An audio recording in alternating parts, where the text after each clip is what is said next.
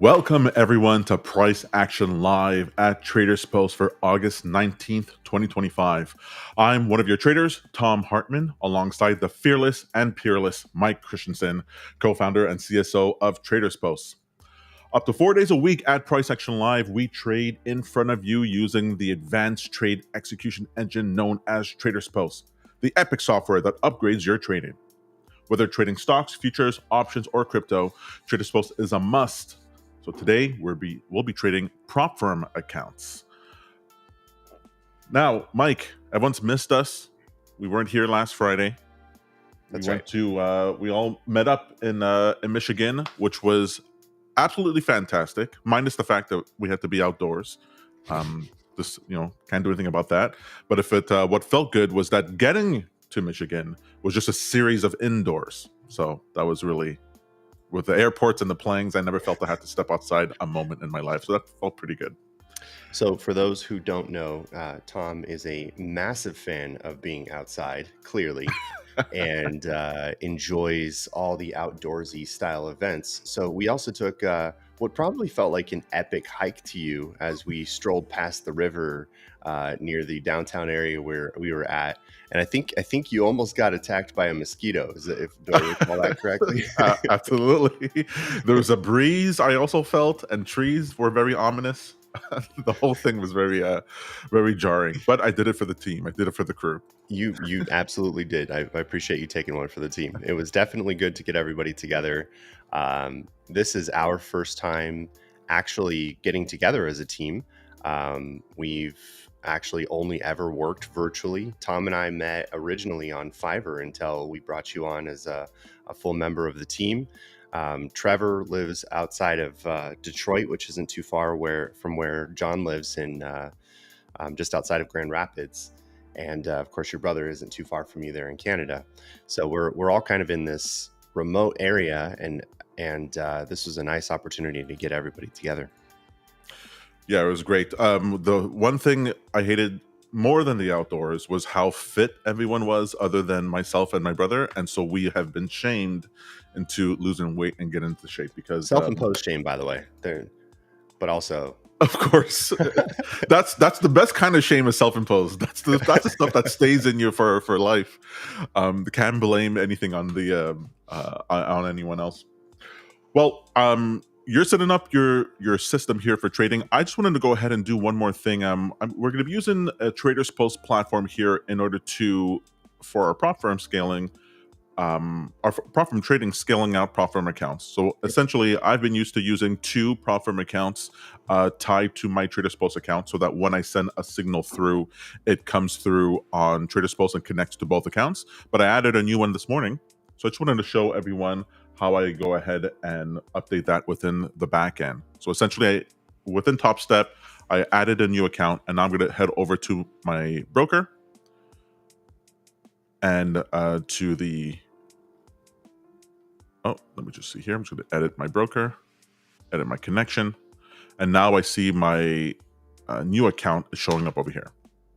So I could just turn it on, and now I have to subscribe to my strategy to this account. So here I don't need to save anything, it saves live. But for my subscriptions, I have two subscriptions right now, one for my first Topstep account and the second one for the second one. And I'm going to go ahead and just create a new subscription. So let me just click on new subscription.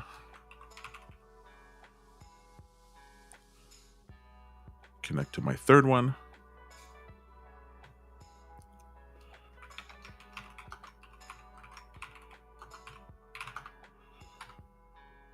Turn it on auto submit.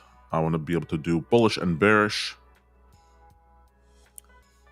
And that's that. So I'm going to enable it.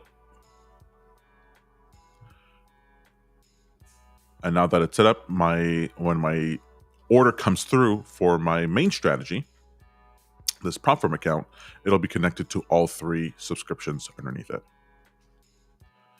I've also decided I'm just going to trade Bitcoin futures and not rake my head against the wall for Nasdaq, because I don't understand how it moves. I appreciate you saying that. It's one of those things where I think in trading in general, you kind of have to just pick the instrument that works for you and stick with it, because there's so much that goes into identifying your edge. And I know for me, trend following NQ is much easier for me than trying to trend follow even oil or like nat gas or something like that, that seems to have trend following properties to it at times, but it is very different than trading NQ. NQ moves in a very specific way, and you trade it. I've traded it probably 1,000 times now. I've done maybe 1,000 day sessions so far. Yeah, the reps are really necessary in order to understand the idiosyncrasies of the asset, especially for the time frame you're trading it in. I tried trading Nasdaq obviously in the mornings with us here, and then I'm like, okay, let me just do it at night when the futures open. Let me do it on Sunday, maybe that's different, and I just keep. I don't know where the puck is going. I just can't tell. Whereas when I'm trading Bitcoin, even if I lose, like I know what happened. I know what levels the price hit. Now, But I guess I to do. be fair, Tom, none of us know where Nasdaq's going either. That's part of the problem. That's part of what makes Nasdaq. Well, I just feel like, well, I don't feel like my calls for Bitcoin for myself are far more accurate, because I know it's not about where it's going to go. It's sort of like what the bullish case and what the bearish case is. I guess I should say it that way. When the bullish and bearish case for Bitcoin, I could tell what levels the price should get to. And so I'm not afraid about holding my position. I'm not afraid about getting in at certain entries. Whereas on Nasdaq, I'm just like, I'm sweating there. So As just the position. trade the micros then. Trade a contract and take it to where you're only risking about 50 cents per point. Well, I just feel like it'll be fun for me to pass accounts first, Or with an $2 asset per point. Excuse me. I always get that mixed up. It's $2 per point, not 50 cents. For those listening who are ready to absolutely skewer me for saying the wrong thing. We'll fix it in AI. We'll fix it in post. I just want to pass up accounts first, and then I'll feel more comfortable going after the different assets. Fair. In fact, what I really want is, like, the whole reason I'm doing this is I want to set up an automated buy and sell signals, and I think I can do that with Bitcoin. I would agree. Yep. And then once that's done, we're go 30 ahead. seconds into the open, by the way. There we go. But go ahead and keep explaining. I just wanted to at least share that I'm watching this first candle here. It is some bullish momentum right out of the gate.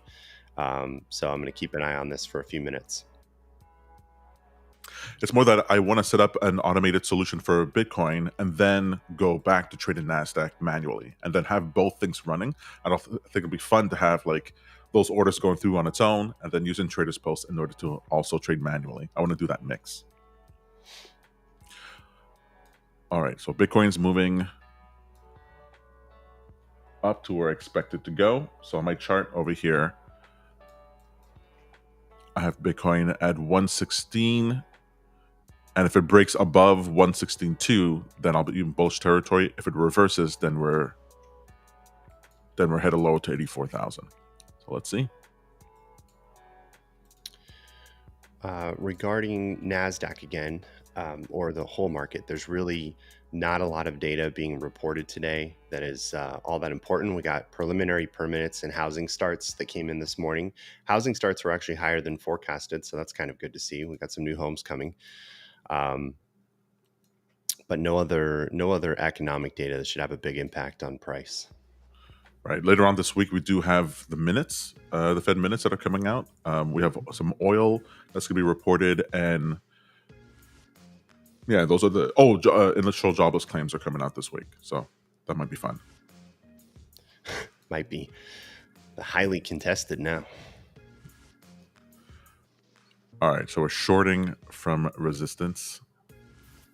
Not quite yet, because we are actually falling right into this S1 level, the support 1 level on the higher time frame. So I would really expect buyers to show up right in this channel, just from looking at the 2-hour chart. So I kind of want to see what happens here. I would expect a bounce right off of this price, And if it does bounce, it may come back, retrace to VWAP, and then we might see where it goes from there. But I want to hang on just a sec because I've started shorts right at major support lines before and just gotten whipsawed out.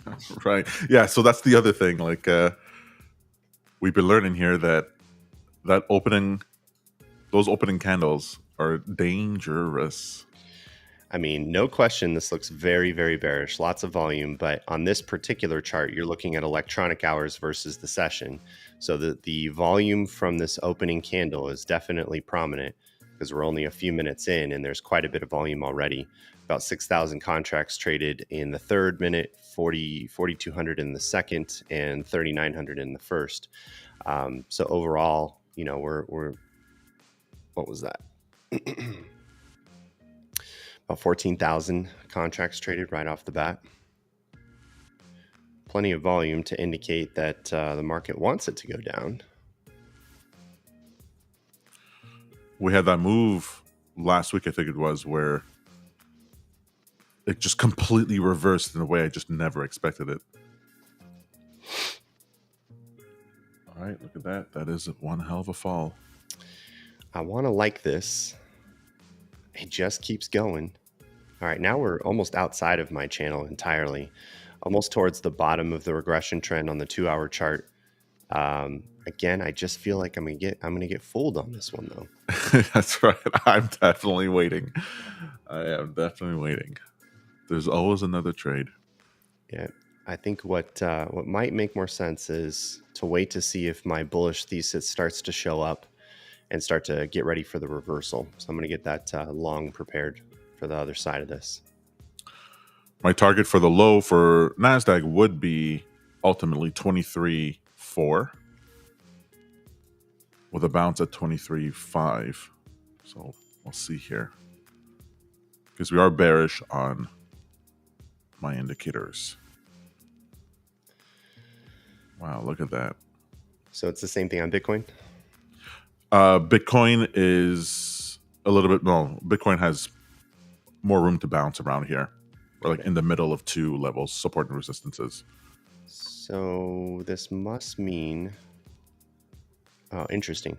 So we've got the dollar actually pulling back right now as well on the same 1 minute time frame, which in the past, if we've started to see that, that should mean that we can expect some bullish momentum from Nasdaq. Well, the dollar is like straight in the consolidation zone. Like it's right smack dab into no decision territory. Even the RSI for it on the 15 is mid. So I don't know. These are lower highs and higher lows. So exactly what I don't want to see. Everything I don't want to see. It was almost there. It looked like buyers were trying to show up. Hey, Aventura, how are you, man? So I'm seeing a little bit of support here at 23,665, which is at the bottom of my higher time frame channel. Again, in general, I always do higher time frame analysis, trying to find where support and resistance might be on the chart. Regression trends help me find the outliers in price. General support and resistance helps me find where those bands might show up. And I'm always looking for where buyers are going to be, especially if I'm in a short, because that's where either the end of the trade is or the trade is not, if that makes sense. Today, it's an example of where not to take the trade. Unless this continues, I'm going to kind of be forced to give this guy a try. Okay, so that would be my question. Where would you be then compelled to be like, okay, this move, the short move is happening. Do you tell yourself, well, enough of it has occurred that I can't now jump in? Like if I jump in now, the probability that I'm at the end of the move is just too high, and you just let it go for the day? As long as it's not too oversold yet. At the moment, we're almost there. We're almost touching the zone where I would consider this oversold. So I want to keep an eye out for that. This area here where I'm looking at the range of where the MACD shows up in the past is what helps guide my decision around overbought and oversold territory. This is an indicator you can find on TradingView that I published some time back, and then I overlaid Bollinger Bands on top of that to look for the range of where it tends to show up by 2 standard deviations. And so you can kind of see, because we're already kind of oversold, there's some potential that we're going to see a bounce here. And sure enough, here comes what looks like support. Now, if we bounce off of VWAP from here and reject VWAP instead of finding support here, then I would assume there's a good opportunity to take a short. So because I feel indecisive, I'm just not ready to take a trade yet. So would you set a limit order at VWAP and just take that risk of whatever points so that you can get the best entry possible, or would you look for that confirmation where it pulls down lower? Yeah, I got to wait for that confirmation. So you can see I used this little regression trend across this 4-minute channel. It's not a ton of data, but it's still just kind of a guide for me. I want to see if this candle breaks below the regression trend, and then that might tell me, okay, let's give this short a try. I see. And you need the candle to close below the regression trend. I'd like the candle to close, but you know, sometimes I'm a cowboy and I'll throw the trade on. Yeah. Nobody said I was perfectly consistent, Tom. It just depends. You know, when you're watching a candle, intra candle, and you're watching some of the price action print, you're watching the bid ask, sometimes the price action just tells you like, nope, this is definitely it. It just depends on how much price will bounce from one price to another. You know, if I observe like an 8-point bounce or a 15-point bounce from one price to another, that's enough price action to tell me that sellers have stepped in or buyers have stepped in. All right, so the war is on at VWAP here.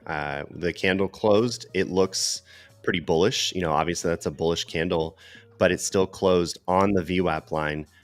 So I'm just going to wait for this to unfold.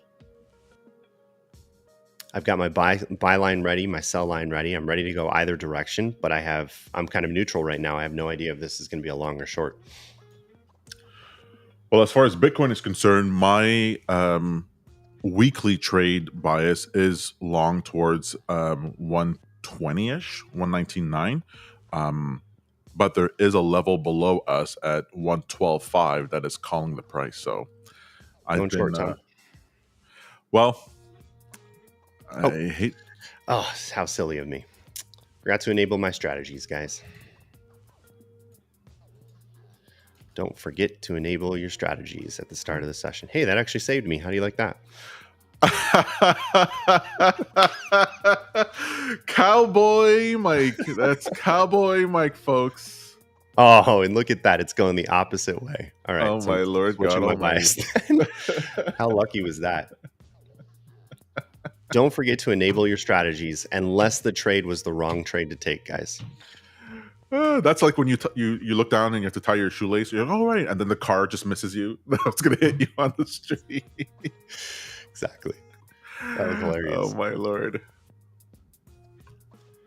All right, so we put on several different sizes here. You'll see on the chart on the P&L here on the left, numbers are going to be slightly different across accounts, and that's because one of the features we have in TradersPost is the ability for you to manage your position size on a per subscription basis. So I have some much larger new accounts with lots of drawdown, so I can take a little bit larger of a position size. In those in that first account at the top, I'm able to take 5 contracts. And then as the account sizes go down, it takes less and less of a contract size. So it goes anywhere from 5 contracts at the first account, 2 across 3 of them, and then 1 contract on the smallest account where the drawdown is a lot less. And you can kind of see the distance to drawdown. I'll keep up on the chart here as well. That last account only has about $900 left in it. That's why I'm managing risk this way, because I'm trying to manage it according to how much drawdown I have, not the account size or history. It's mainly about how much money do I have left in this account before I'm going to lose it. And that last account is the one that I need to manage risk really well on. So 1 contract at a time for that guy. One of the reasons why I added another account this morning is that I am getting close to losing one of my other ones. And so I just want to keep on like rolling accounts on because why not? Instead of paying the reset fee for an account or waiting for account to be blown. Because I found that if I didn't have an account that was like healthy, I guess that had enough buffer for the max loss, that I would just be more reckless. Because I'm like, well, I'm close to blowing out the account anyway. I might as well just take some YOLO trades. but this way I'm actually more stable emotionally anyway. Yeah, that's what I love. This Nasdaq, this sort of bounce back up, like this is the stuff that just drives my heart into the ceiling, into overdrive. And yet it was fairly well anticipated. You know, we knew for a moment there that we were pretty neutral. We weren't entirely sure where it was going to go, but then buyers showed up. We're now closed above VWAP. If you look at the 2-hour chart, you can see there's a candle that's printing and showing obvious support at that support zone. You know, if we look at the 5-minute chart, there's a clear reversal starting to form. That said, you know, we need to cross some of these EMAs. We need to really push upward from here, and we need to fill this opening red candle before things are going to start to really make sense.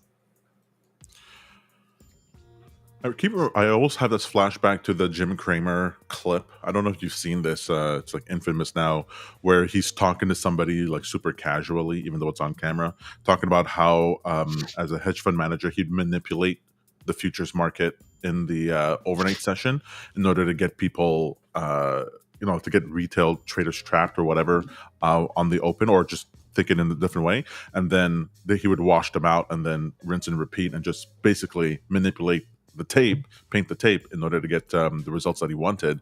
And I keep thinking, like, is that what's happening? Or are there 1,000 other Jim Cramers out there pushing the price around in order to get me liquidated?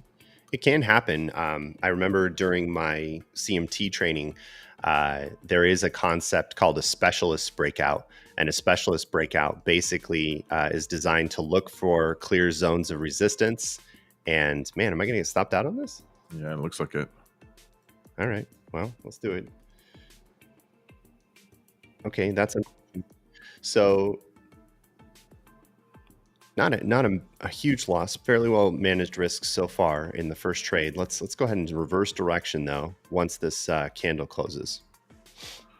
So Mike has drawings on his chart that he's tied alerts to, and that way he can control where the alerts will fire. And he already has them set up in order to connect to his TradersPost account. So it's very simple to drag the lines on the chart in order to trigger the alerts, both entries and exits. Okay, well, I just did 2 legs by accident here. I see now what happened. There's a little bit of a delay on TradingView, and it just entered 2 legs of my position, which is great. That's fine. I was hoping to get it a little bit higher of a price, so my slippage is it's recoverable, but it was a little more than I wanted. So I'm already in profit. You can see here on the very left, I'm hoping to eat up some of that loss that we just took on the long.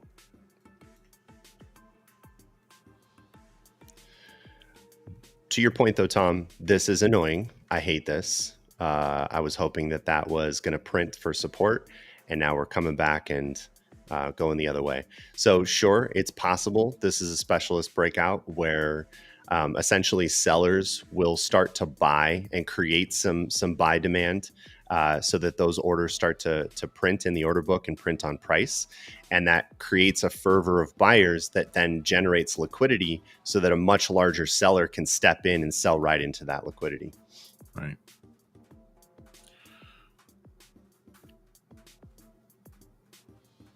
All right, so we're bouncing. It was Paul Tudor Jones that actually did that on the trader documentary that I've talked to you about. Sometimes he'll buy contracts at the top just to get buyers to show up so he can sell right into their liquidity. Well, that's the game. Which is crazy because if you think the size that he was trading with was enormous. Right. And so even his small size of just throwing around a few contracts to get people to buy, he would maybe buy 10 or $20 million worth just to try to go short 50 in notional.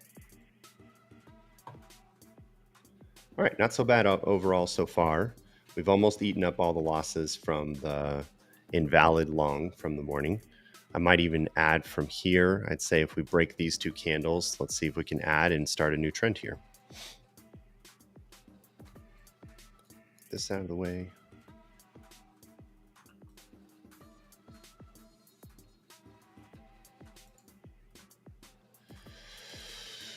Now, yesterday was a choppy mess of a trading day.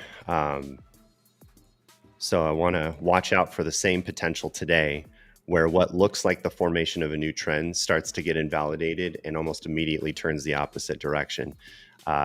This looks like it could be one of those, but I want to see if we break price. If so, I'll go ahead and add to this position. As you can see, I've got the line ready to sell. And here we go. All right, so I'm 3 legs in. I'm feeling a little more confident. This looks a little better on the 5-minute chart. One thing that does have me concerned, though, is we are in oversold territory on the 5-minute chart. So again, I'm looking to manage risk on this really quickly and take profits if I need to really fast. Do you have a stop loss set? Not yet. It's way off the screen. Right. I'm just going to watch these candles for now. Oh, it's going to eat up. Headed down to 23.4. That would be amazing. Yeah, the next stop here would be this support zone at S2, 23,618. So Right. I think I'd like to see if we can get a little more distance out of this short and then maybe start to look to cover this position right at that zone, depending on what buyers decide to do. Right now, I'm seeing down candle after down candle. So what's your stop for the day? Like, if I make this amount of profit, I'm out and I'm not touching it for the rest of the day. I try not to think in those terms. It's more about where does the trend stop?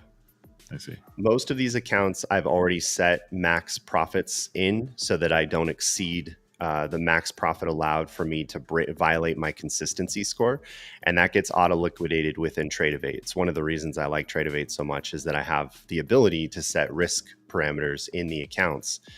And if I know, let's say, for example, that my next profit target is $4,500 and it's a 20% consistency, and it's, I've sort of hit this new zone where I'm starting over from zero, and consistency starts over, then all I have to do is take 4,500 times 0.2, and that means that the max day I can have is $900. So you set that as your max profit for the day, and your account gets auto liquidated at that profit level. I love that consistency score. It's like in video games when you need to get a certain trophy or reward or whatever. It's like, well, you have to beat 19 enemies in this amount of time and this amount of using this sort of ability. All right. I feel like I'm getting forced out here. Yeah. All right. So it was risky. It's a little risky. I'm still down for the day, so I want to figure out what the next one is. I think there's another entry for a shortcoming, though. But possibly, yeah. Let's take a look at it. So basically, that would mean to me that we're retesting VWAP, and there might be one more opportunity here, which means I probably got out too early. It just felt like that wick. All right, see, I was wrong. This is a tough one, Tom, especially after yesterday's choppiness. I don't want another chop day. Right. They are the worst.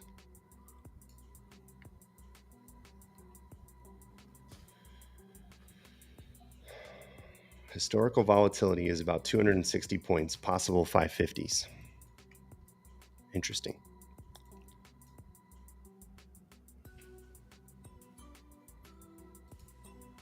Yeah, and the VIX is only slightly up. When you're measuring historical volatility, Jason, how far back are you going? What's your period for observing that, and on what time frame?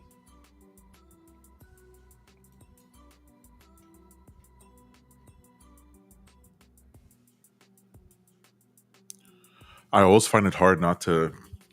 I find it challenging to pay attention to historical volatility without taking into consideration implied volatility, because I feel like I'm missing a component. I go, okay, well, what is the future saying? I get what the past is saying, but what is the future saying? Yeah, I'm also. I think Jason C is referring to ATR or some measure of volatility on the chart historically by measuring the bars, not the historical implied volatility from the options market. And Right. I only think that because he mentioned points here and not a score that we would normally get from historical or implied volatility, which is usually represented in percentage terms.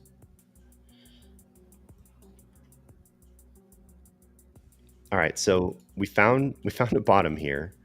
The buyer stepped in. I correctly got out of the position, I would have been eating up a lot of the profit that I started to generate on that trade because it was almost back to break even.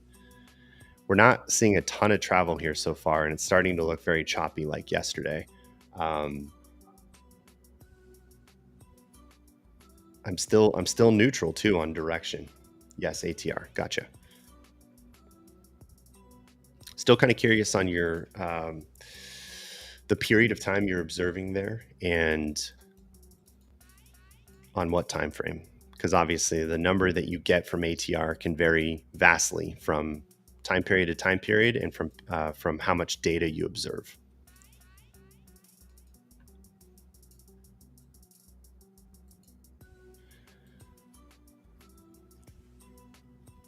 Yeah, so this bothers me. This tells me there's no clear direction yet, except there is some potential that we could reject off of VWAP and try this again. Right. And without the clear direction, is the bounce off of VWAP likely? It becomes less likely, which is where I really try to manage my position. And I'm not willing to take any of the scalps or take a ton of position size until things become clear. Looking at the daily chart, there's been a lot of indecision candles here. Almost 3 dojis have printed. It's in a downward progression and it seems to be retracing, but there's still plenty of opportunity for these to become support zones that buyers step in at. So I'm not entirely convinced yet that we're going to see fireworks of selling yet. Right. All right, paying attention to VWAP here, we saw a solid buy signal.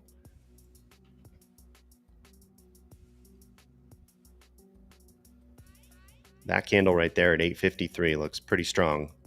Pushed us right to VWAP, but the candle that we're in right now, I think, tells the story. So let's see where we go from here. It's almost a repeat of what we just did, which again is what makes this feel so choppy, where I feel stuck again, not knowing if I need to go long or short. I just want to say, like, what is it? Like, every time I've made the argument, or not the argument, made the argument of perfect setups, mm-hmm. you've correctly said, yeah, but Tom, when you're scalping, you don't need it to be perfect. You just need to catch that move, that small move, in order to get the profit that you need. But when I see a pattern like this where it's oscillating around your resistance, I just don't see how I could ever take a long or a short here. Yeah, I think, to the point, if it really starts to get choppy like this, I move from trend following over to scalping, which is only for 10 points. And so the way that we want to measure this is to measure how much ATR we can really experience on the 1 minute chart. I multiply it by 2, so I get some sense of, 2x ATR. It gives me a better sense of the range of the candles. And right now we're at 36 when it's usually an average of 20. And the ability for me to pick up 10 points is extremely easy. We're moving by a lot. So as long as I see a break of structure or a reversal of some kind, and it's very clear that the price is starting to push in the opposite direction, the odds of me being able to pick up 10 points are really, really high. And I have about an 80% win rate on that strategy. You ever see the movie Wanted? Yeah, great movie. So where he has to go and there's a loom, and he has to like get his hands inside of the loom in order to pull out this whatever thing that's moving, the shuttle that's moving back and forth. Yeah. And he gets hurt. That's how I think about scalping. You get in and you have to like get out. And I feel like I'm not a superhero with the skills enough to do that. The beauty of that analogy is, in this case, I don't have to worry about the getting out part. I just have to worry about the getting in part. Once the signal is sent, the take profit and stop loss are automatically attached at the broker. Fair. So those 10 points get picked up immediately and get executed as a limit order. Okay, I didn't realize you had the exits already connected. Yeah, let's take a look at that message actually, so people can see this. So the default message, actually, let me just pull up the alert instead, so you can see the full message a little bit better. So the default message for sending a sell order, let's say this is to scalp 1 contract short, which of course is sized differently in different accounts. Sometimes we'll take as many as 5 minis in the larger accounts with more drawdown.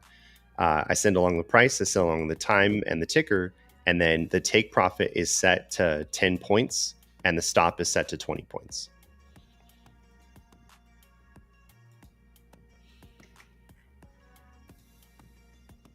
I'm part of that negative RR gang.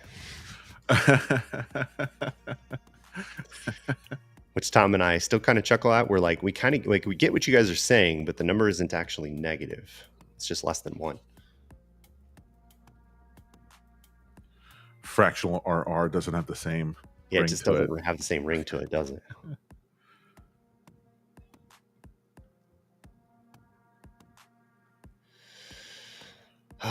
Sorry, guys. This is a boring open so far. If we're not going to determine direction, it's hard for me to take a trade.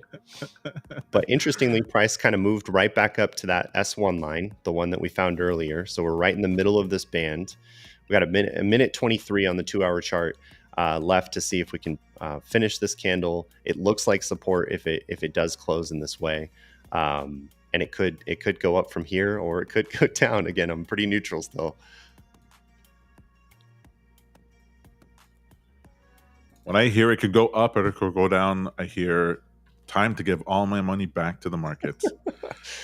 Hey guys, welcome to Mike's forecast corner here, where I tell you where price is going to go in the next 15 minutes. It could go up or it could go down.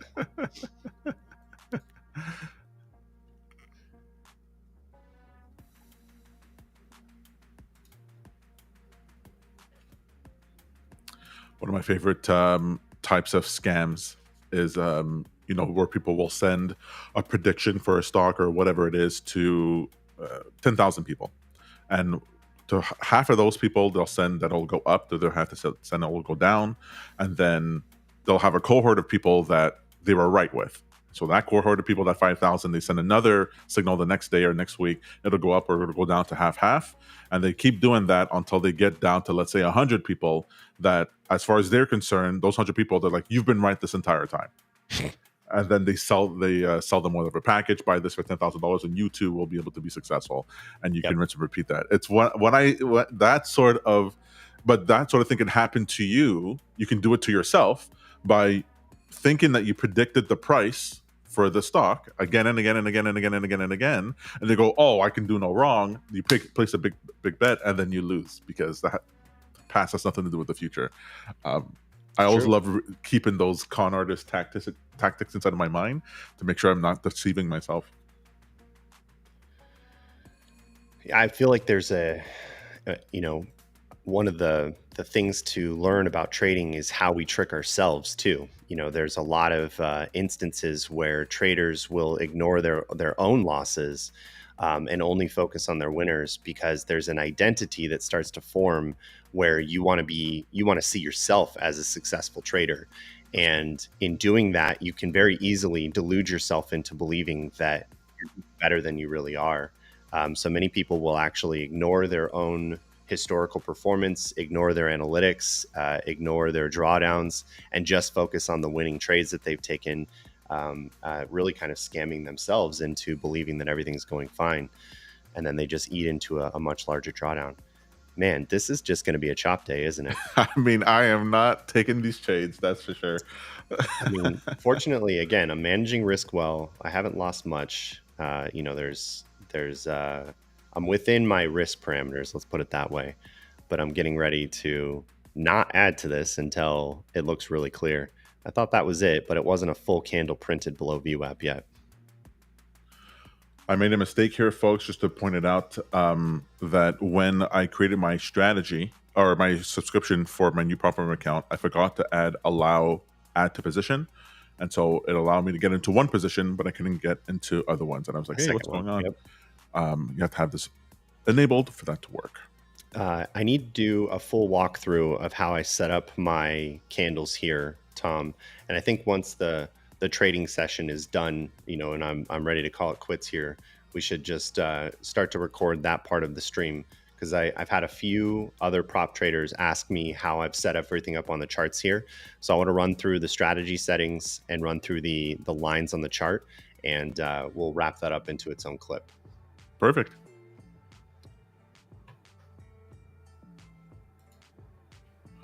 Well, Okay, I don't so see the selling pressure anymore. You see selling pressure here? I don't.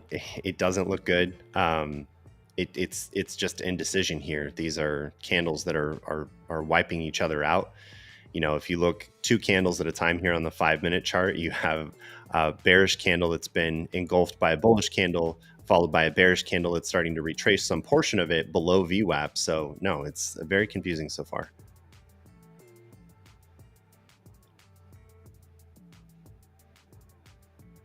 The only reason I feel okay sitting here on the single leg of my short here so far is because we're below VWAP. Again, Right. that's typically my guiding principle. It's served me well in the past.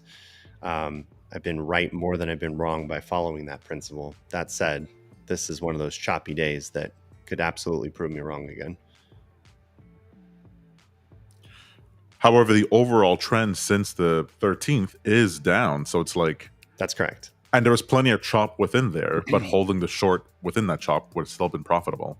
Yeah, and you can see even on the 2-hour chart, there's been some pin bars here that indicate to you that the choppiness in the middle of that session was pretty rough. What we want to see, of course, is one clear down candle, but that doesn't always happen.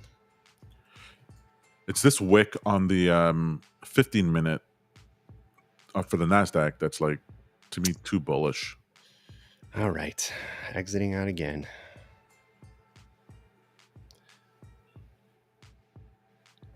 Okay, Tom. So I'm going to go ahead and call it here. This is a choppy day that can only be recovered by a very clear scalp. I might take one more scalp of the day. That would be the one last trade of the day. There might be 2. At this point, ooh, wow, look at that. I have the It's a head and scalp ready, shoulder. but if I'm going to do it, I need to know for sure that we're going to at least pick up 10 points. So what I like to do in these instances is wait for a little bit of a pullback.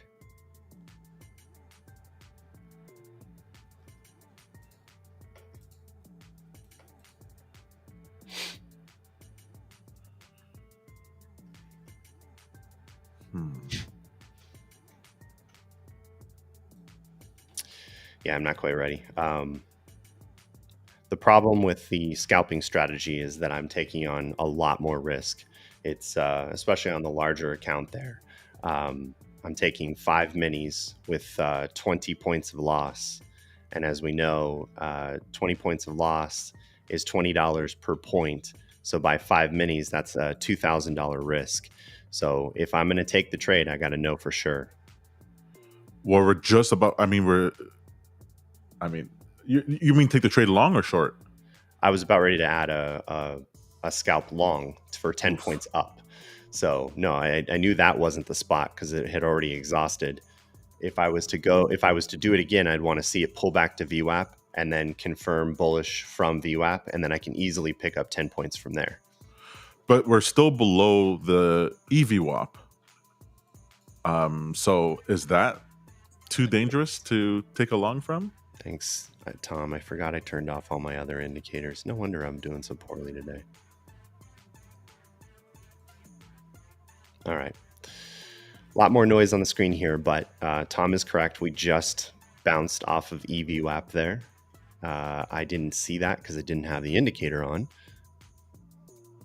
Like, if I was going to take a scalp at all, it would be short from over here. But in fact, I would want to wait until I was at 23,730.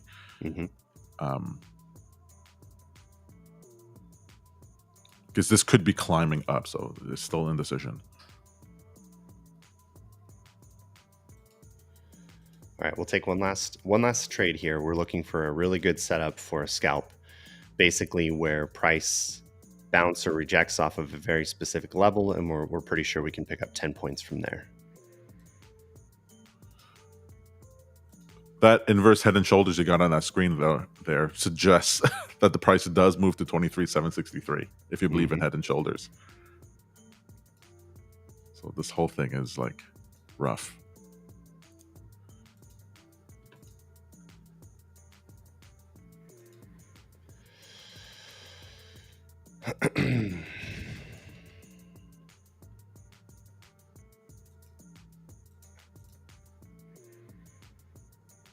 And Bitcoin has been nice and sleepy. I was going to say, what is Bitcoin doing? All right, we got just how I gold like it. also waffling. Where's the dollar at? So the dollar's still pulling back. Oil's also waffling. Interesting. Yeah. So Bitcoin's following a similar pattern here. But as far as Bitcoin moves are concerned, like this is like baby stuff. It's like there's no movement. Yeah.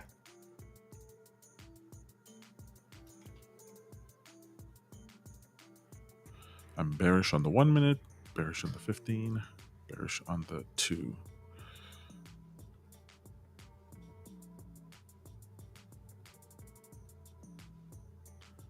Alrighty. We're just in such a support range on the 2 hour on Bitcoin. I don't feel confident. You want to pull up what you see there, Tom? I don't have anything on my side yet. Over here on the Bitcoin 2 hour, there's a bunch of support down here, potentially. So if we were below this level, below 114.7, I'd be more interested in a short down towards 112.5. But we're smack dab between these two levels. So these are VWAP levels, press VWAP levels. And when I'm in between two ranges, I never take a trade. I'll wait for a long over here, or I'll wait for a short up here. I've learned my lesson. Only take entries at past VWAPs. VWAP closes.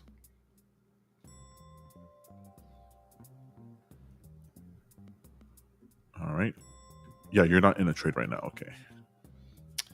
Still waiting to see either a breakout to the upside where I'll try to pick up 10 points there, or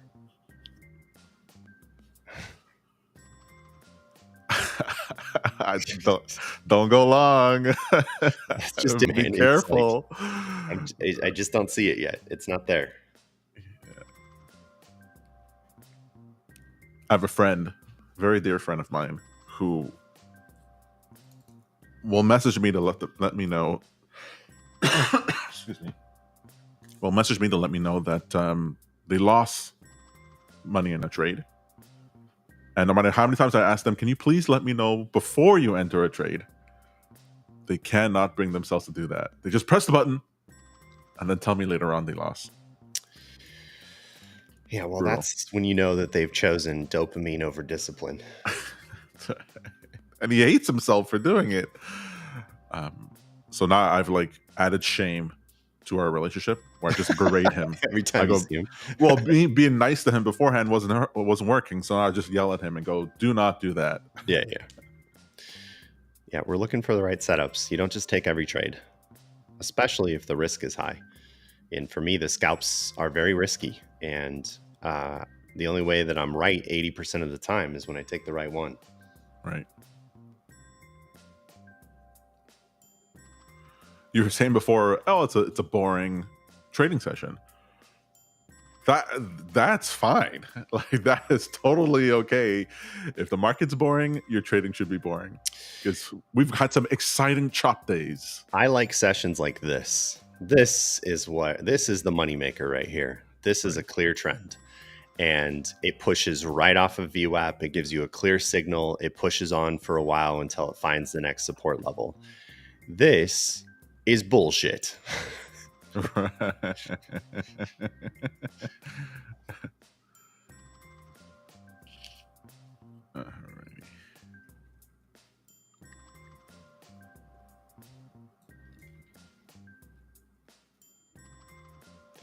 So if there is a scalp, I would be curious about watching it form to the downside now.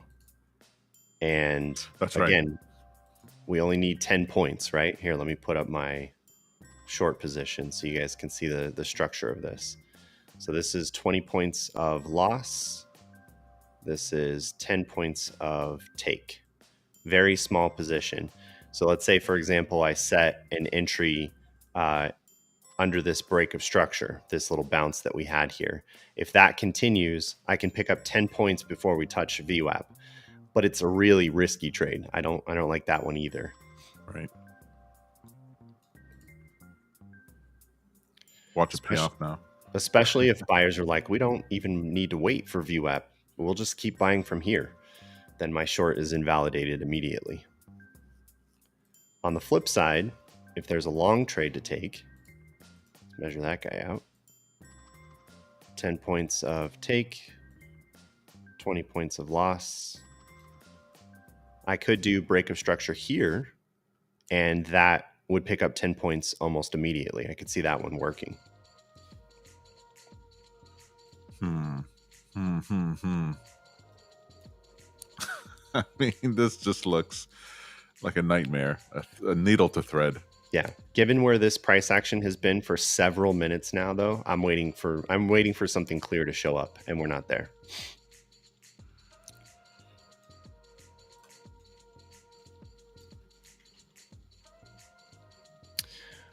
I had the gaps indicator off. I didn't even realize we had a small gap open from yesterday. About a third. It's 0.11% though, not a huge gap. I can ignore that. Oh, have you found that if a gap is not big enough, then it doesn't need to be filled? Yeah. Gaps that are smaller than typically 25%, 0.25% or 25 basis points are usually ones I ignore. They tend to, there might be some price action that moves into the gap a little bit and then it'll move away, but it's not as obvious as a signal when it gets to 25 basis or larger. Those are much more obvious gap fills. I see.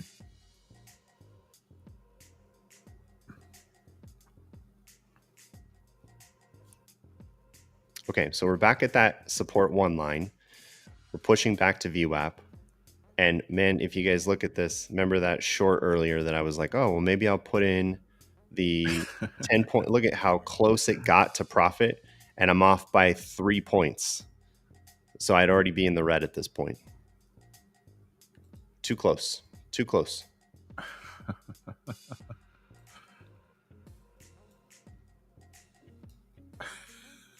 Yeah, we'd be sitting here looking at the screen, put me at down 1,000 in the largest account already. All right. All right, back to break even.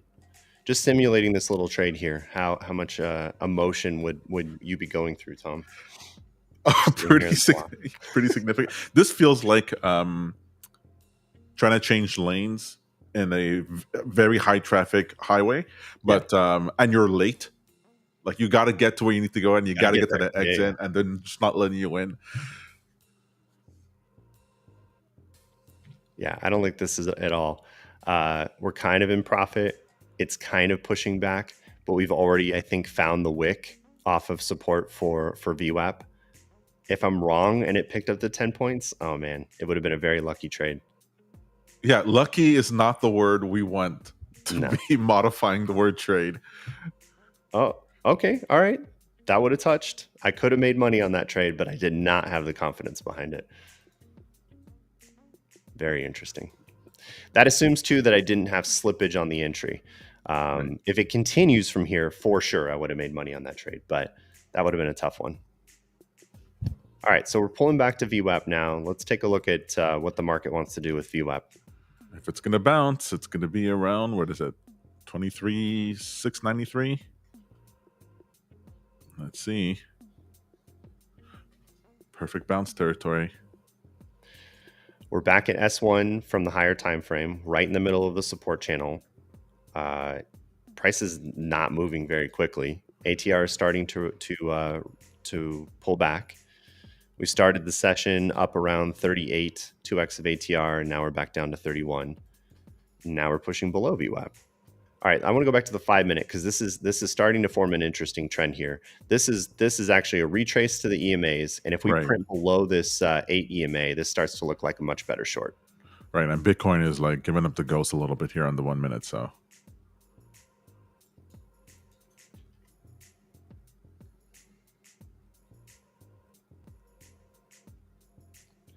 I'll give it the 40 seconds. Let's see where this candle prints.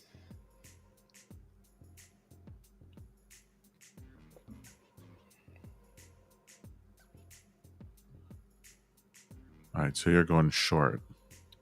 I'm ready to go long or short. Either this is the reversal of this downtrend, finding support from on VWAP. If we push above this regression trend, I might put a 10-point scalp there. If we push below and print below VWAP, then I might put a scalp there as well. Either side is good for 10 points pretty quickly, as long as price action shows up around VWAP here. Again, I'm kind of assuming that other traders are taking the same kind of trade and they're waiting for confirmation around VWAP.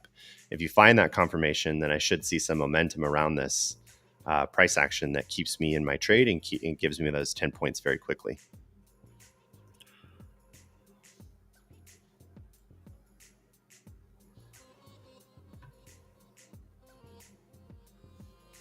Maybe. Let's see here. Okay, so it did do that bounce exactly where there's just no energy behind this. That's what I'm looking for. I want to see energy behind the reversal. I've placed the line right above these wicks, and I'm assuming that if this is going to have it, it'll push from here pretty quickly. Nope. Let me get out of here. Yeah, this looks... I mean, I'd be looking for shorts around here. I'm right there with you. We're still in the downtrend. It could still turn around and end up a short instead of a long. We've gotten lucky a couple of times today in this choppy territory, not taking the long initially, but we're still down on the day. So I want to see if we can recover.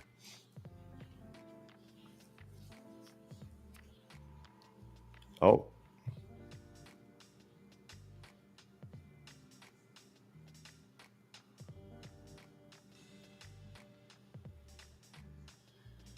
You got to name your lines. I never know if your line there is a short or a long. It's green. It's green if it's long. It's red if it's short. Wait, is that green? It all looks white to me. Oh, I don't know if I can put like a label on it. Let's see. Yeah, you can. I have all mine with labels on them. Well, they have text, so because they're like the predefined template. Oh, I see. So I can't put a separate label on it. But I'll tell you, I'll call it out. This is a long.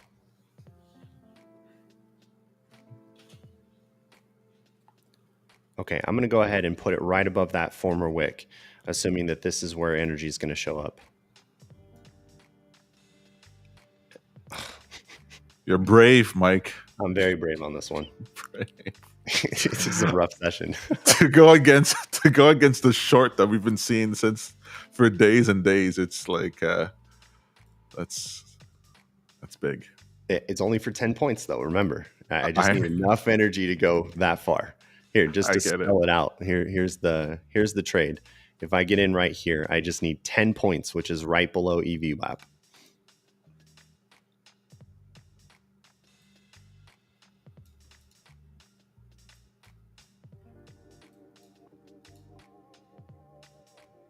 It's in.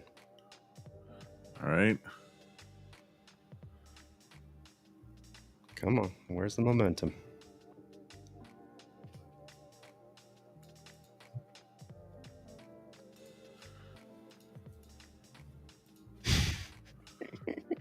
Brutal. Thanks for the excitement. Yeah, well, if you guys wanted exciting, this is exciting. Oh, not a good day.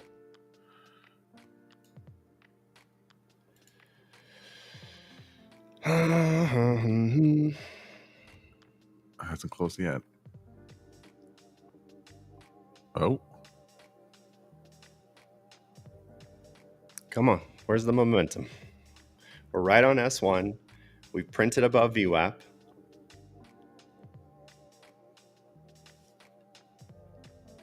Ah, brutal.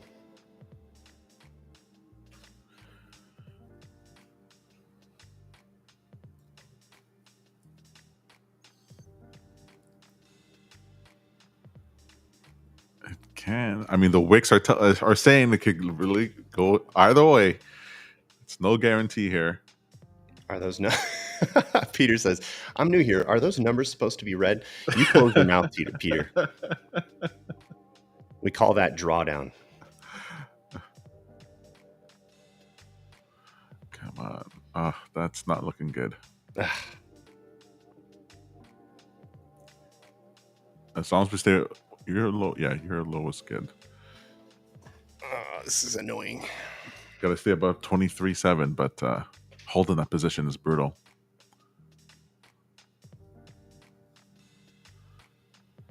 Yeah, I'm not liking the strength of this uptrend starting to lose steam. Yeah, not at all.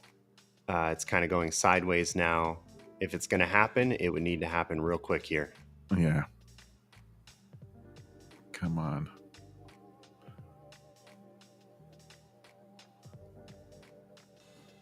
Oh. Come on.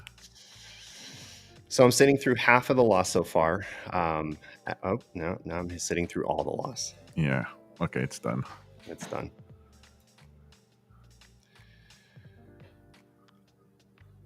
Okay. And that's why some of my days are red. This is so rough, Tom. This choppy nonsense. I know. It's just brutal. That's why I'm not in it. Nonsense. I'm not in this.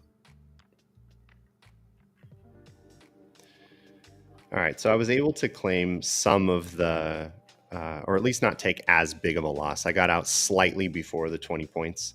Right. Peter says, I am indeed entertained. Thanks. Thanks. You should quit this trade. Yeah. I'm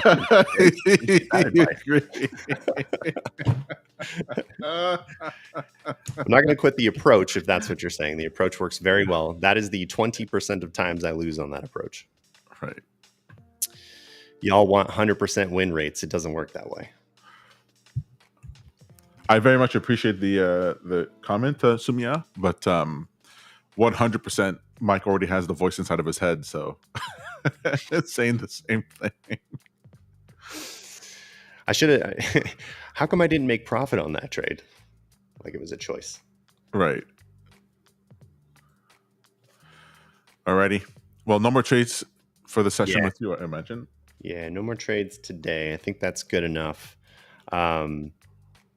And now watch it come back and actually take the full 10 points I was going for. Just launch. Just absolute green print. Oh my God. Market wants to give the most amount of pain to the most amount of people, but especially to Mike and Tom. Oh, that is going to short. Ooh, that is going to go down. Let's go the other way. Yeah, why not? I'll give it a shot too. I'm going to go short as well. I'm taking a short on the Nasdaq. Look at me. I'm so cool, ma. I'm going the other direction. You're going long? No, I'm going short. Okay. Jesus. All right. I'm going to try to mop up some of that loss.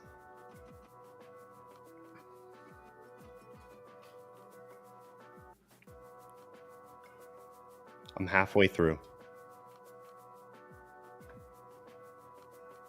Done. All right. So one good 10-point take. Took away some of the loss for the day. Not too bad. W's in the chat for Mike, folks. W's in the chat for Mike. And at least from what you guys observed, that's a 50% win rate on the scalp. Just putting that out there. Oh, man. That's great. I could take one more. But I'm not going to do that. We're not there yet. I'm still short. It's a nice print below. I mean, this is looking pretty bearish now. Yeah, it is.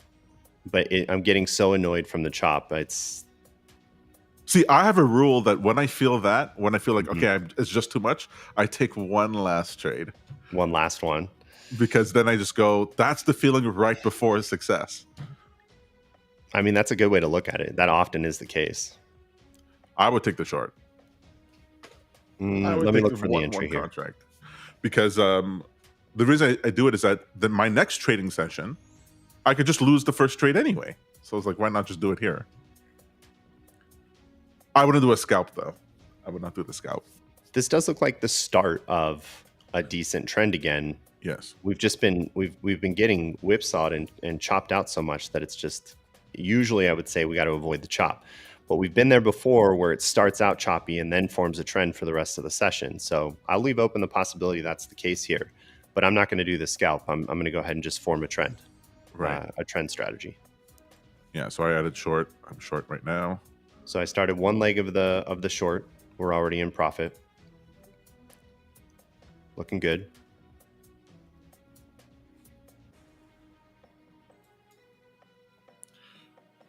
Actually, this should continue all the way to 23,528.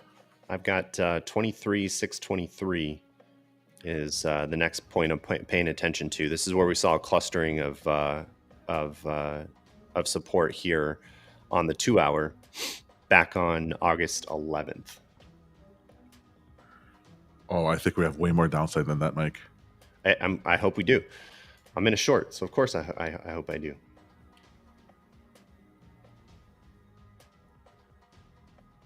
There we go. Oh, I'm in. See where this candle closes, but I am seeing buyers show up here now. You think buyers are going to reverse this thing? I think they're going to show up, which is happening right now. I'm not saying they're going to reverse it. Oh, we I need see. A few candles to print from here for me to feel like they might reverse it. Right. I went ahead and added a second leg to the short.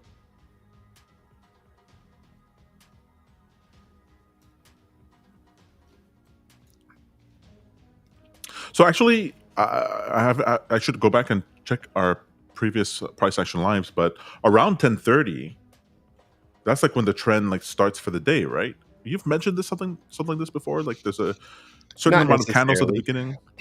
I think several times on price action live, I've mentioned that sometimes the trend can form in the first 3 candles, and it's bearish or bullish for the rest of the session. It really depends. I mean, the shape that forms on Nasdaq in a given session can be all over the place, but it can be early in the session, it can be late in the session. Sometimes nothing happens at the open and then all the price actions in the afternoon. It really just depends. Right. Okay. Well, what we definitely get in the morning is volume. Yes. That's what we want. And then I actually have an indicator in the background here, which just reminds me of different time sessions throughout the day. Come on, what is this now? All right. So I'm going to try to put one more leg right in the middle. That'll be the third. I'll have a little bit of a drawdown on this trade, but I'm still expecting this remains bearish.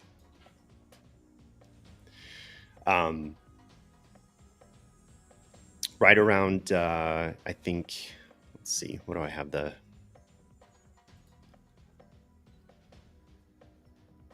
Yeah, I've got it to where 11:30 Central is about when things start to calm down and everybody's on the lunch break. Volume starts to tick down, ATR starts to tick down, and it's really kind of boring in the middle of the day.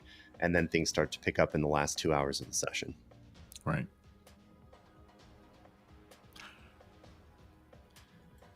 How are you when you trade the close? Do you find that to be similar to the open? Sometimes I'll try to scalp the last 10 minutes from time to time. Right at right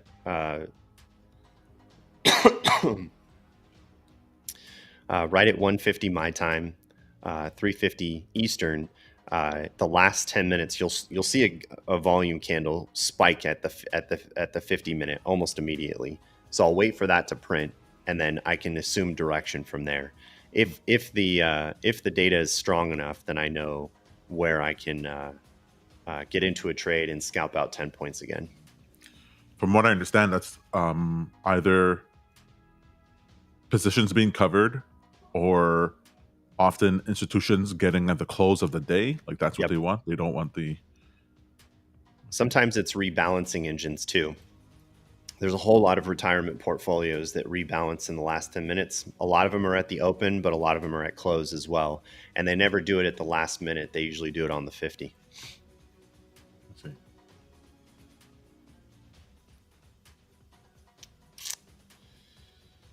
All right, so we're in the second leg on this short.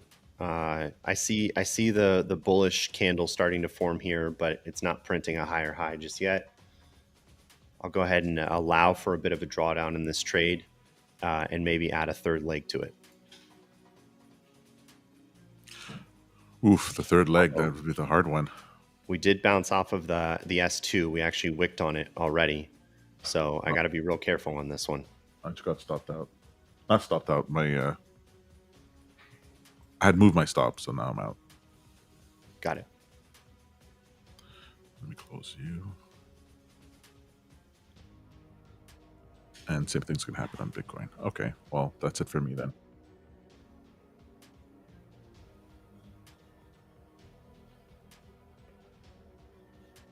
Nice. All right, will the sellers regain control here?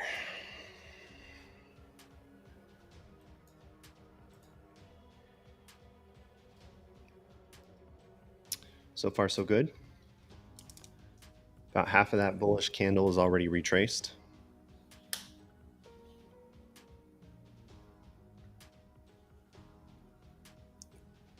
Oof. Oof is right. That starts to tell us right away that we're going to push a little bit higher. I've got another sell prepared right in the middle here. I'm more than certain I'm going to get filled on this. So I'll take a little bit of a drawdown on this trade, but it's not much, as you can see on my P&L here. Right. Ignore the total dollar for the day. We're just going to pay attention to our dollar open.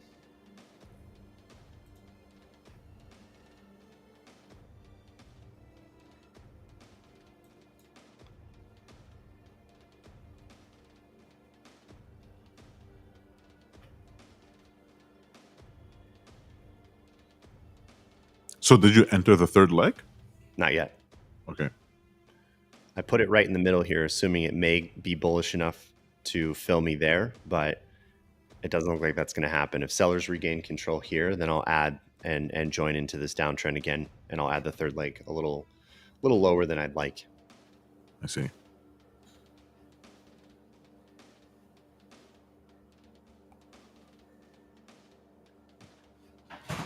Well, this lower low established this downtrend.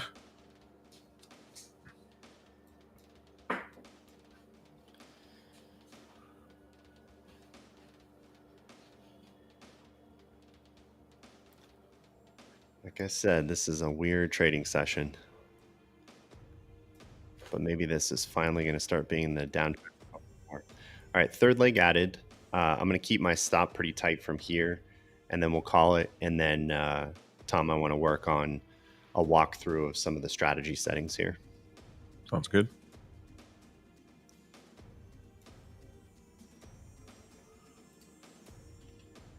Dun, dun, dun.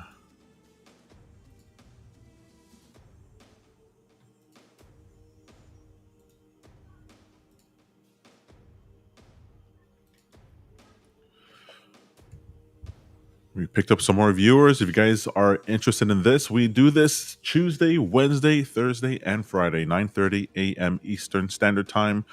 We start and we end when we are lost too much money in order to continue, or gained so much that we have to celebrate. Nothing in between. Yeah, you don't see a whole lot of like down $50 days. It's either you're wrecked or no, I'm kidding. Down the amount that I anticipated losing, or was comfortable losing, or we're up significantly. Mike comes to play, guys. All right, not bad so far. You can see from the open P&L, I'm up a grand on the big accounts, 200 on the smaller accounts. I think we're going to wipe out our losses for the whole open session here so far. It's starting to look less choppy finally. This is now starting to form a trend that is a little more persistent. It's good to see. And I like it on the 5-minute chart too for the 855 setup. This is a pretty decent run, an okay pullback, not as big of a one as I would like to see. And then we printed below the 8 for a short from there. Now we're actually starting to form below the support from August 11th. So that's really where I want to see if we break that structure here. Let me actually move this line to the lowest wick so we know how much further we have to go before we've confirmed that breakdown. All right, so we have about 20 points to go before we've broken that previous support. How good does this feel, Mike, versus earlier? It doesn't, you know what, Tom? It doesn't feel that good. I don't like trading to reverse out my losses. I prefer, one small loss and a couple of great wins, and instead of four terrible losses and then having to have one great win to wipe them all out. So when you see the hero in the movie down on the ground and you think, okay, he can never succeed, but he gets up and slashes his way out, you don't like that? You're the hero here, Mike. A little bit of a hero move for sure. I get you there. And obviously, feeling good about holding the position long enough to really discover all of this profit, that's a big part of it. I've definitely in the past struggled with taking profits too early, and I've tried to get better and better about holding on to good trending trades for as long as possible. So what really helps is the regression trend, looking at the 5-minute chart, looking at the 2-hour chart, finding where I think buyers might show up. And if we start breaking those levels, then I try to hold on as long as I can through that, because that's where the magic is. That's where the real profit starts to show up for the day. That's right. And it's great that you or any other person could get into revenge trading mode, being upset by what happened at the beginning of the day. Yeah. But you decided, no, I'm not going to do that. Let me continue following my rules, look for the opportunities. And what I like about trading is that, as long as you're still in the game, that you're not at zero, keep your wits about you. And there is still a healthy chance that you can get out the other direction. Yeah, the author of Trading in the Zone talks about that a lot as well. Not being the type that looks at the last few trades and assumes that that's going to happen on the next set of trades. Essentially making yourself available for the next opportunity, even if that means the next opportunity is immediately after your worst losses, because that's the way the market works sometimes. We could sit here and say all day that this is just going to be a choppy day, but then all of a sudden a trend starts to form, and that's what's happening right before our eyes here. So we made ourselves available for this opportunity, and now we need to let it play out.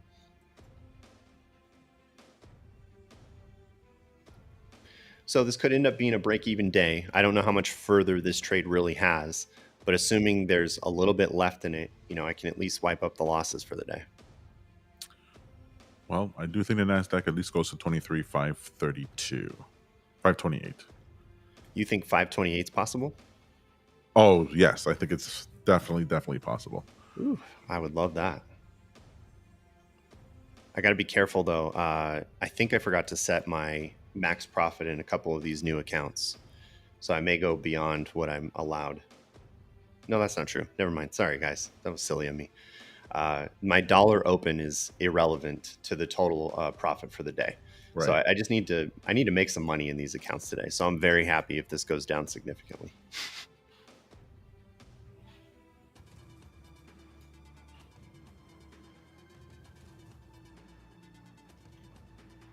Oh, Bitcoin, down you go. This is what has me a little worried here is we're still in that oversold territory already. I see. I may have to take profits.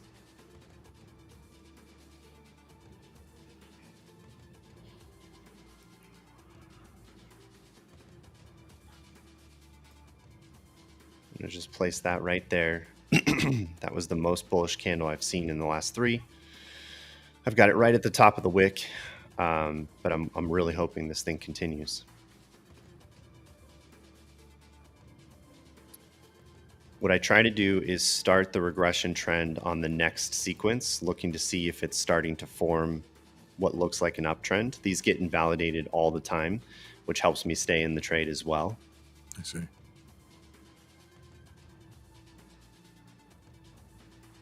All right, so far so good.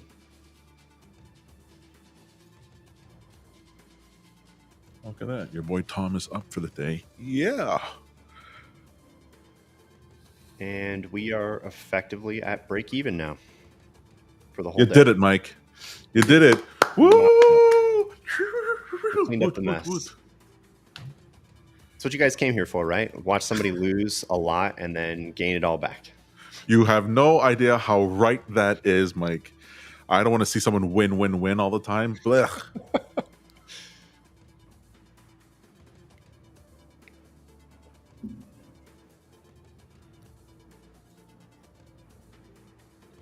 Looking good. I like it.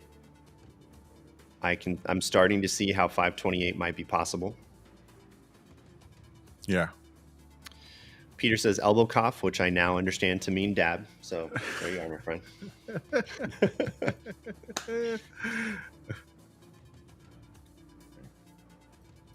Okay, well, now we can't have the cinematic music because you already nailed it. Yeah, is there triumphant music? Is that a category? You know what? I don't know. Let's see. All right, and the trend continues. So we're just on the line to break that bottom wick from the 2-hour chart that was previously support from August 11th. I want to see where we go from here. Let me go back to the 1 minute here.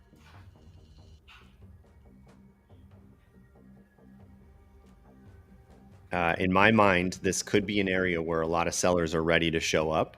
So if it breaks it, I'm expecting some momentum. There we go. Yeah. Beautiful. Oh, the green after the red. It's like the spring coming from the winter.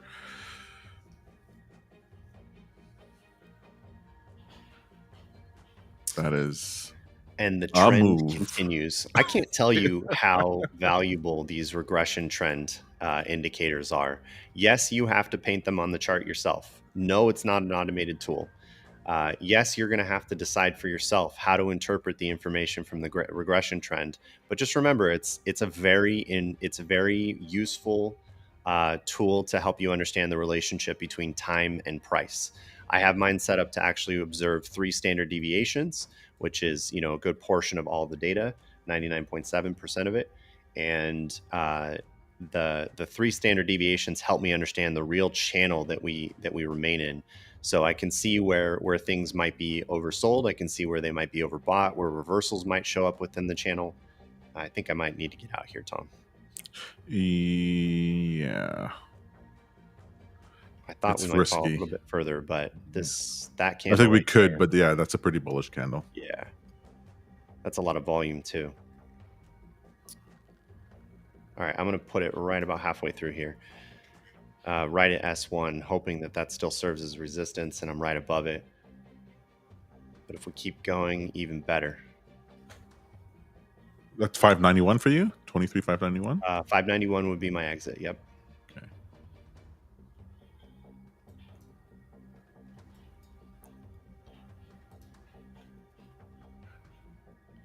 So on the big account, I'm up $2,000. On the smaller accounts, up $400. Wiped out all the losses for the day. Total dollar P&L on the smaller accounts, about $200, about $500 on the large account. We took a very losing day and turned it into a winning day. Fortunately, by waiting for the trend to show up and convincing ourselves to get involved again. That's right. Not giving in to despair. In the great words of Terence McKenna, do not give in to astonishment. Yeah, that's... It's trying. It wants to. Yeah.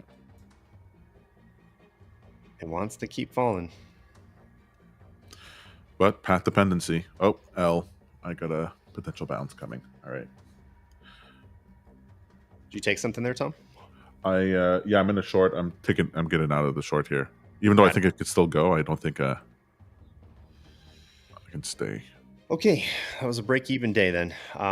Unfortunately, that bullish candle, I was allowing to go a little bit farther to see if I was going to be right or wrong. But I'm fine with break-even for the day. That works for me. Let's go take a look at a couple of these other accounts here. Good. All right, so taking a look at the signals, you guys were only seeing P&L on the Tradeify accounts here in the window. But if we look at the actual signal and I show you my exit from that last trade, we can actually review the profit from each trade in each account. So let me make this a little bit larger. So I've got some take profit accounts. That one made 1356. 680 on. Sorry, just one thing. Do you have to pause your strategy or do anything with your alert lines or anything like that? Good question. Nothing's active. All the alerts are off, but good call. 1,017 on this take profit, 337 here, 1,700 here. Again, the reason the numbers are all over the place is because each account has its own position size designated depending on how much drawdown that account has. The more drawdown I have, the larger risk I'm willing to take. The less drawdown I have, the less risk I'm willing to take. For some of the smaller accounts that maybe only have, $1,000 of drawdown left, I'm taking one contract at a time. And I start to move that up according to how much drawdown I have available to me. So good trade overall.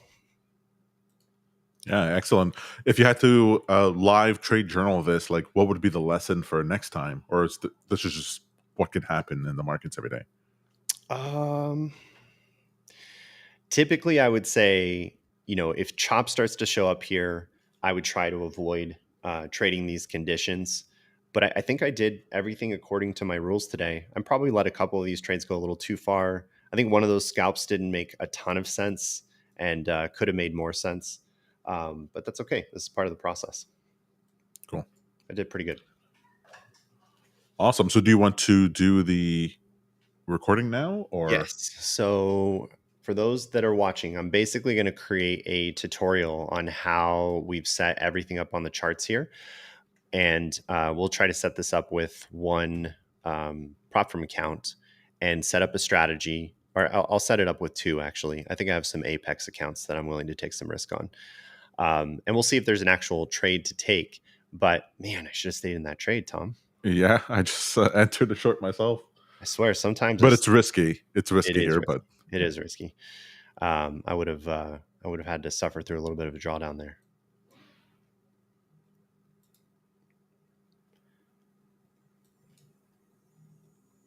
I'm actually being stupid here, being in this. Always frustrating to see it continue right after you've gotten out, though. I mean, yes, you're right. You got to choose your pain. You got to choose your pain.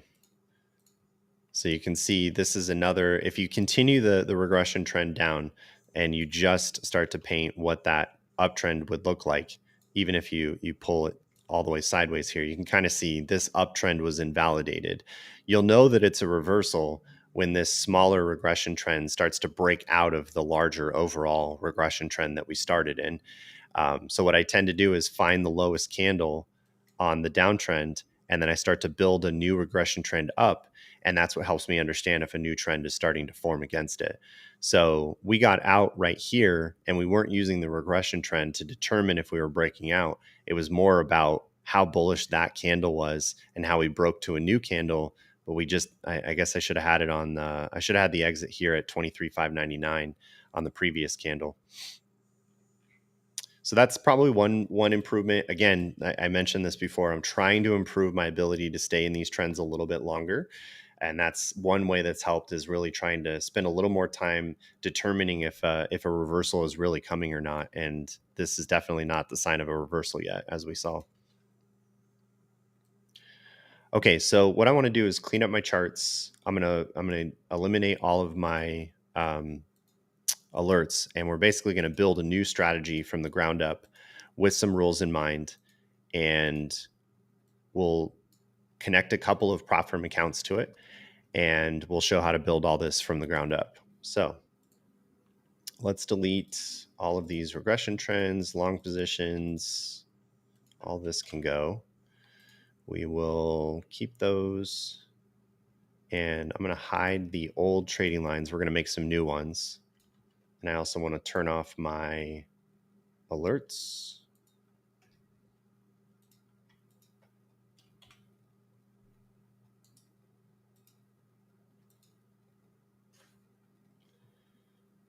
This one's not helpful either. Pause these. Okay.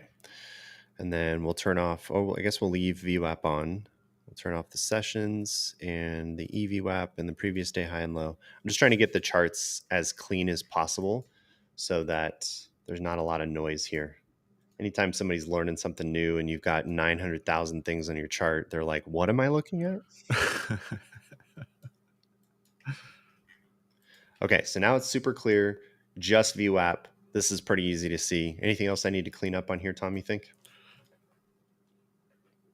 No, that looks fine. All right, Yeah, one that thing I looks good. will remove, let's pull the P&L off the chart here, just me and you. And then what I'm going to do is make a new strategy here. How's the font size? Looking good? A little It larger? does. I'm thinking maybe we should put ourselves You want to do it that way? sideways, just so we see more of the screen. I want to see more of the screen. Okay. Um, Does that work? I'm just testing it out here. 1 second. Okay. I can also widen my screen so we can get rid of those vertical bars.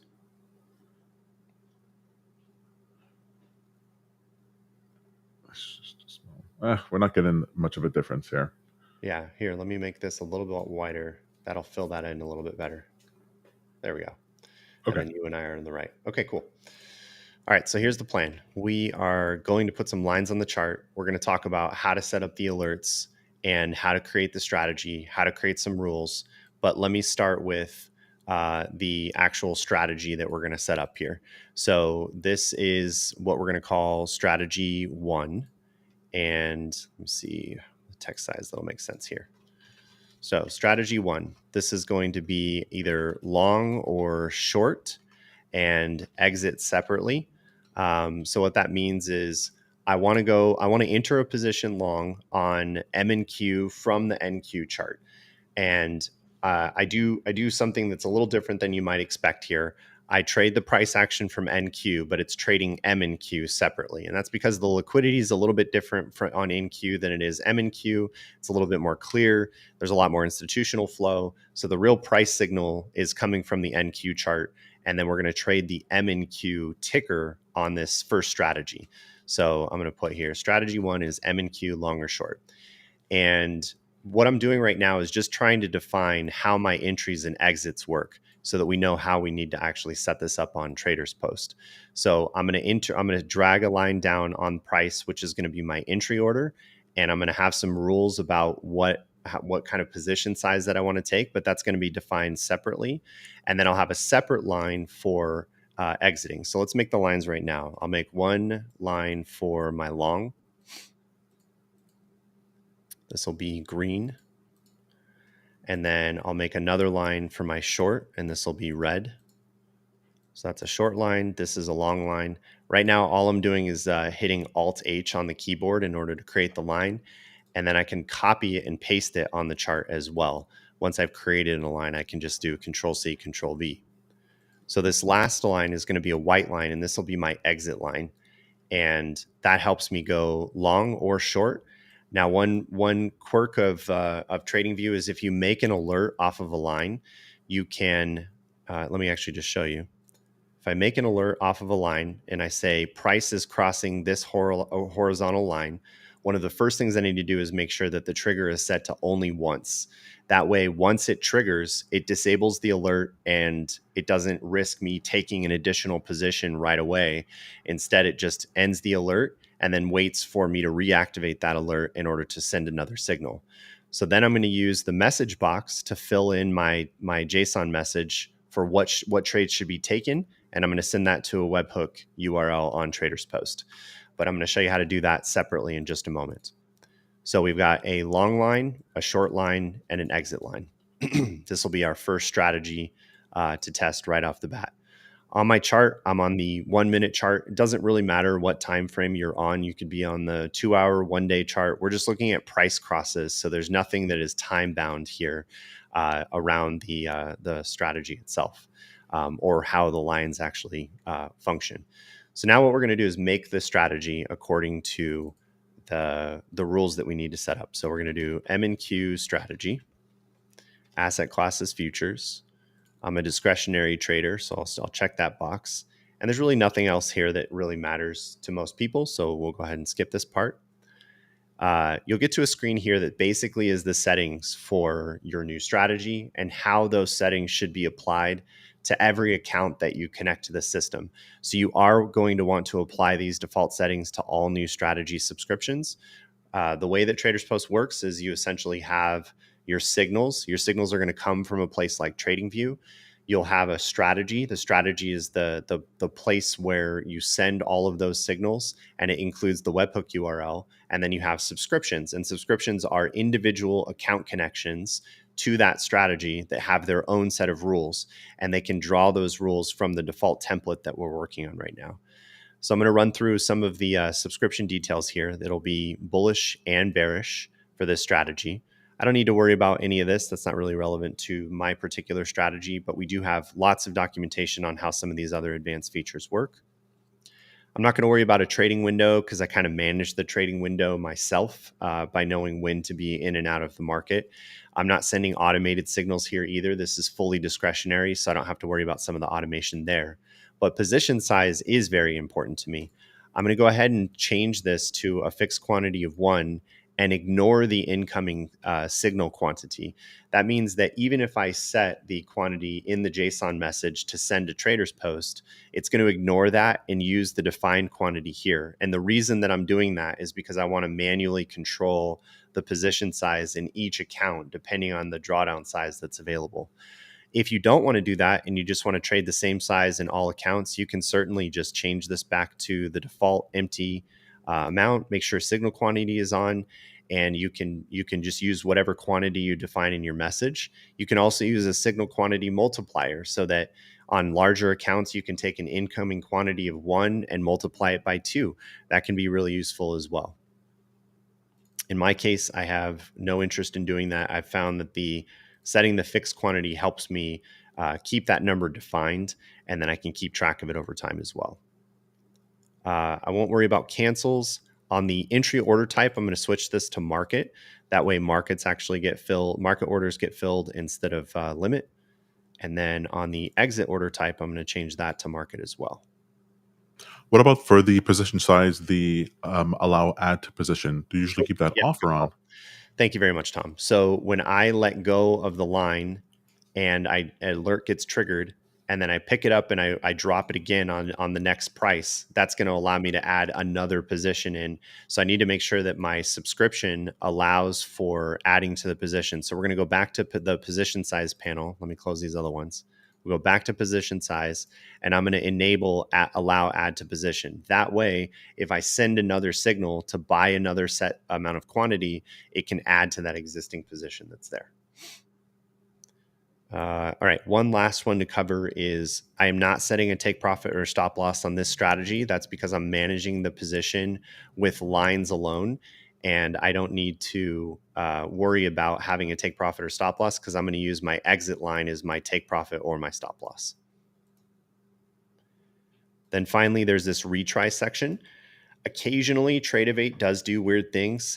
Something will happen during the trade execution phase and it won't go through properly. So I do have max retries set to 1. So if something fails, it will retry 1 additional time, and then it will stop trying after that.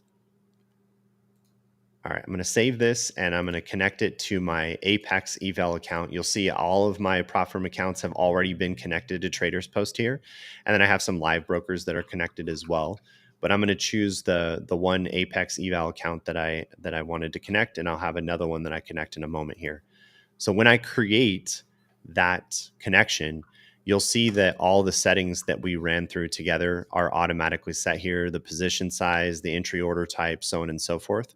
We just copied those settings from the default settings that we defined, but I do have to enable a couple of things in order for this to work. So I'll have to check the box for auto submit. That'll ensure that it automatically gets executed with the broker. And then I'm going to head down to make sure that everything makes sense here. On this Apex account, if I open that one up, let me take a look at it real quick to kind of give you guys a sense of how I'm determining drawdown. I open up my Tradeivy account and there is an account section in there. Let me drag this over here so you can see it. And if I open up accounts, you can see that there's this column in the account side section called distance to drawdown. And that's the number that I care about to make sure that I'm setting position size properly. I'm essentially doing one contract for every $1,000 of drawdown available to me, up till 5. 5 is kind of my limit for how much I'll take. So the drawdown of these two accounts is a little over $1,000. I want to make sure that the quantity is set to 1 on those, so I'm only taking one lot at a time. If the drawdown on one of these was 2,000, for example, I might set the fixed quantity to 2 on those, and that way it trades a little bit larger of size because I have a little more risk to work with. So once this is all set and I feel good about the position sizing for just this one account, I'm going to go ahead and enable it. And then the next thing I'll do is I'll click back on the M&Q strategy, and I'll subscribe that second account, which is Apex 56 here. Auto submit and enable. So now if I go back to strategies, I can see I have this M&Q strategy, and it has 2 subscriptions, my two Apex accounts available to me. These are both enabled. They're ready for auto submit. I can now send a signal to TradersPost, and it will trade those 2 accounts. So what do we mean by a signal? A signal is essentially the order construction telling TradersPost what to trade and how to trade it, along with any other rules you want to send. Now, many of the rules that we set up are in the strategy itself, so we don't really have to send a lot in the JSON in order for this to work. I don't need to send order type or quantity type or a specific quantity. I can set a fixed quantity and send it in, but it's going to be ignored because I'm not listening to the signal in my subscription settings. But there's many ways in which you can use inheritance, where you can send a specific rule in the JSON that ignores what's happening in the strategy, or the strategy has a specific rule that ignores what the JSON message says. There's lots of different scenarios on why you'd want to do something like that. It's really up to you as an end user to decide when to set it up and when not to. So I'm going to set up a template here for the M&Q symbol that we're going to buy or sell, but I'm going to replace it with some TradingView placeholders that TradingView uses to send over the data that we're going to need, including things like time and the signal price. Now, because Tradeivate doesn't offer market data, we have to send over the signal price in order to ensure that we understand what our entry was, and that will also help us determine slippage. It will help us determine how much P&L we earned, and so on and so forth. So it also needs to be used if you want to send over a take profit and a stop loss. So I always send over price in the JSON message, but I'll add that manually in just a moment. So you recommend that no matter what, send the signal price over? I don't see any reason not to. There's not a scenario where it's going to hurt anything. It's always good to just send it over. So, excuse me.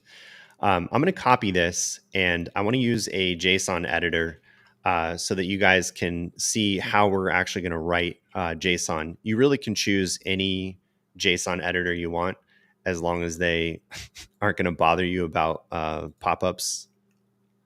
And essentially, the reason you want to use a JSON editor is so that it looks for any errors. We have one built into TradersPost as well. And then in about a week here, we'll have the ability for you guys to save these JSON templates as well, and we'll validate the JSON. But right now, as of today, you have to kind of manually write this out. So I'm going to write the JSON message for the buy line, and then we'll write one for the sell line, and we will write one for the exit. So the first thing I'm going to do for this to work on TradingView is replace time with time now. And it has these 2 curly braces on it, which is one of their placeholders for setting time. I also need to make sure that I add in price or signal price. And you can see that it says the provided input is not valid JSON. And that's because I haven't quite finished typing yet. But once I'm done typing, it will come back and be fixed. So let me do close. That would send over the... There we go.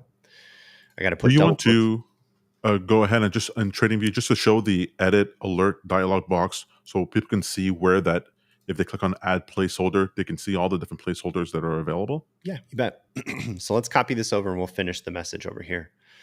Tom, I'm really regretting getting rid of that trade, man. Look at that. Really don't regret. Never really regret a trade. Opportunity today. Okay, so we're going to set up our buy signal first, but I'm not going to actually create the alert. I'm actually going to paste this message in the text box of the line. And the reason that I do that is because when I create the alert, it pre-populates the message of the alert from what's in the text. So I'm going to hit OK. And when I hit create alert on that line, price crossing line, you'll see that the message gets pre-populated now. So we have MNQU 2025. We're going to buy. We have the signal price. We have the time. But let me show you what Tom was saying. Here's the placeholders that are available to you. You can send over things like time now. You can send the open, high, low, close. You can send the quote, things like that. For the most part, the only placeholders that I ever really use are interval, the close price, and the time now. Excuse me. So let me actually also send over the interval. We support that on TradersPost as well. So we can send over interval. You can do the add placeholder feature here if you just want to paste in the variable. It's just weird where it places it. You have to kind of like cut it out and then paste it back in properly. Again, we're trying to make this a lot easier. In about a week, we'll have a better interface for managing these messages and then just pasting it right into the box so you don't even have to think about this stuff. All right, so this all looks good. I've got a buy signal. We've got the signal price of close. We got the time now, interval set, the fixed quantity, a quantity of one, so on and so forth. A lot of this isn't required. You can remove quantity from here or interval if you want. You can not send time. It's just this is extra data that helps us calculate differences for you on the TradersPost platform. I'm going to cancel out of this because I want to go back and set the default text to this properly. So now the default text has the full payload ready to go. What I'm also going to do is create the default text for the sell line, but all I have to do is change the action from buy to sell, and that one's done. And then I'm going to change the one for exit, and I have to change action to exit. Now this right here, this action of exit, this is really important on TradersPost. You don't have to manage your positions on your own on TradersPost. You can basically send an exit signal. And what happens is we look up your position for that ticker with your broker, and they're going to send back what your current contract size is, and we'll exit that position size for you. So that means that I might be in one contract in one account, two contracts in another account, six contracts in another account. And at the time that I send an exit signal, it looks all three of those accounts up and it exits the correct size for each one. So this makes it really easy to flatten your positions on TradersPost without having to worry about how many contracts to offset. You don't need to know how many to sell. You don't need to know any of that math. All you need to do is send the exit signal and we'll flatten it for you. I need to get rid of quantity type because otherwise it would only flatten by one quantity of one. So this exit signal is telling TradersPost to exit the entire signal. This would be MNQ exit. Here's the signal price. Here's the time. Here's the interval. This is the full exit payload. So now I have my buy line and my sell line and my exit line, and they have default text already created inside them. I'm going to go ahead and create an alert on the sell line. And that shows the message here. MNQ sell has all the placeholders ready to go. Then I have to go back to my TradersPost dashboard and grab the webhook URL from my MNQ strategy. You can do it from the dashboard. There's a webhook URL button here. You can do it from I think there's a separate associated webhooks page, but honestly, just do it from the dashboard. Grab the copy the URL here. If you copy this from the screen here, I think we fixed it to where the whole thing is copied and it doesn't copy these stars. Yeah, that is correct. It got fixed. So you want to make sure that it's the full URL and not the obfuscated URL here. And then in my notifications tab, I'm going to paste in that URL under webhook URL. You will have to make sure 2FA is enabled in your TradingView account in order to use this feature. And you have to have a paid account in order for this to work as well. So now I have it to where if price crosses this horizontal line, it's going to send this message, and I'm going to use this webhook URL. Let me go ahead and create my alert. And you can see on the right-hand side that I have an alert prepared. It's set up on crossing this horizontal line. Let me make one for the buy real quick. You'll notice that it's the text is bright, it's white, showing that it's active. Whereas as soon as it becomes it gets triggered, it'll be a lower opacity. It'll become grayer, so That's right. you can know if it's on or off or not. Another feature of TradingView is they remember what webhook URL you used before. You can see this one ends in 6627. And if I look at my dashboard, 6627, I know I have the right webhook URL here. And so I can go ahead and just hit create on the second line. And then when I go to make the third one, hit the alert button again. Here's exit. I can see that the webhook's already created. It just makes making the alert for the other two really, really easy. So now to make sure that I don't send an alert off to TradersPost right away, these lines are obviously really far away from price. So there's very little likelihood that I'm going to trigger these alerts because of how far away they are. But one safety mechanism we have in place for you here is you can go to your strategies dashboard and hit disable on your strategy. And what that does is it makes sure that even if you send a signal to us when this is disabled, like I'm going to do right now, I'm going to drag and drop this price down, or this line down on the current price, the current candle. And you can see in the bottom left-hand corner that this triggered the alert and got sent to TradersPost. If I refresh this signals page, you can see that the signal came in instantaneously and it didn't go to any accounts. And that's because no trades have been executed for the signal because the strategy is disabled. So if I go back to strategies and I enable the strategy, now it will actually send the order through. So I can see that price action is kind of moving upward here. I'm going to go ahead and take a buy on this strategy. We're only trading one in M and Q, so I'm not too worried about it. Might be able to take a little bit of profit off the table as well. I'm going to go ahead and drag the line right above this current candle. So if it continues upward, it's going to go ahead and execute this trade on those two Apex accounts. And you can hear order filled in the background. If I move this, oops. Oh, I didn't hear order filled, but I could feel it. We all know what that sounds like. So you can see right away, I've made a few dollars in these two accounts.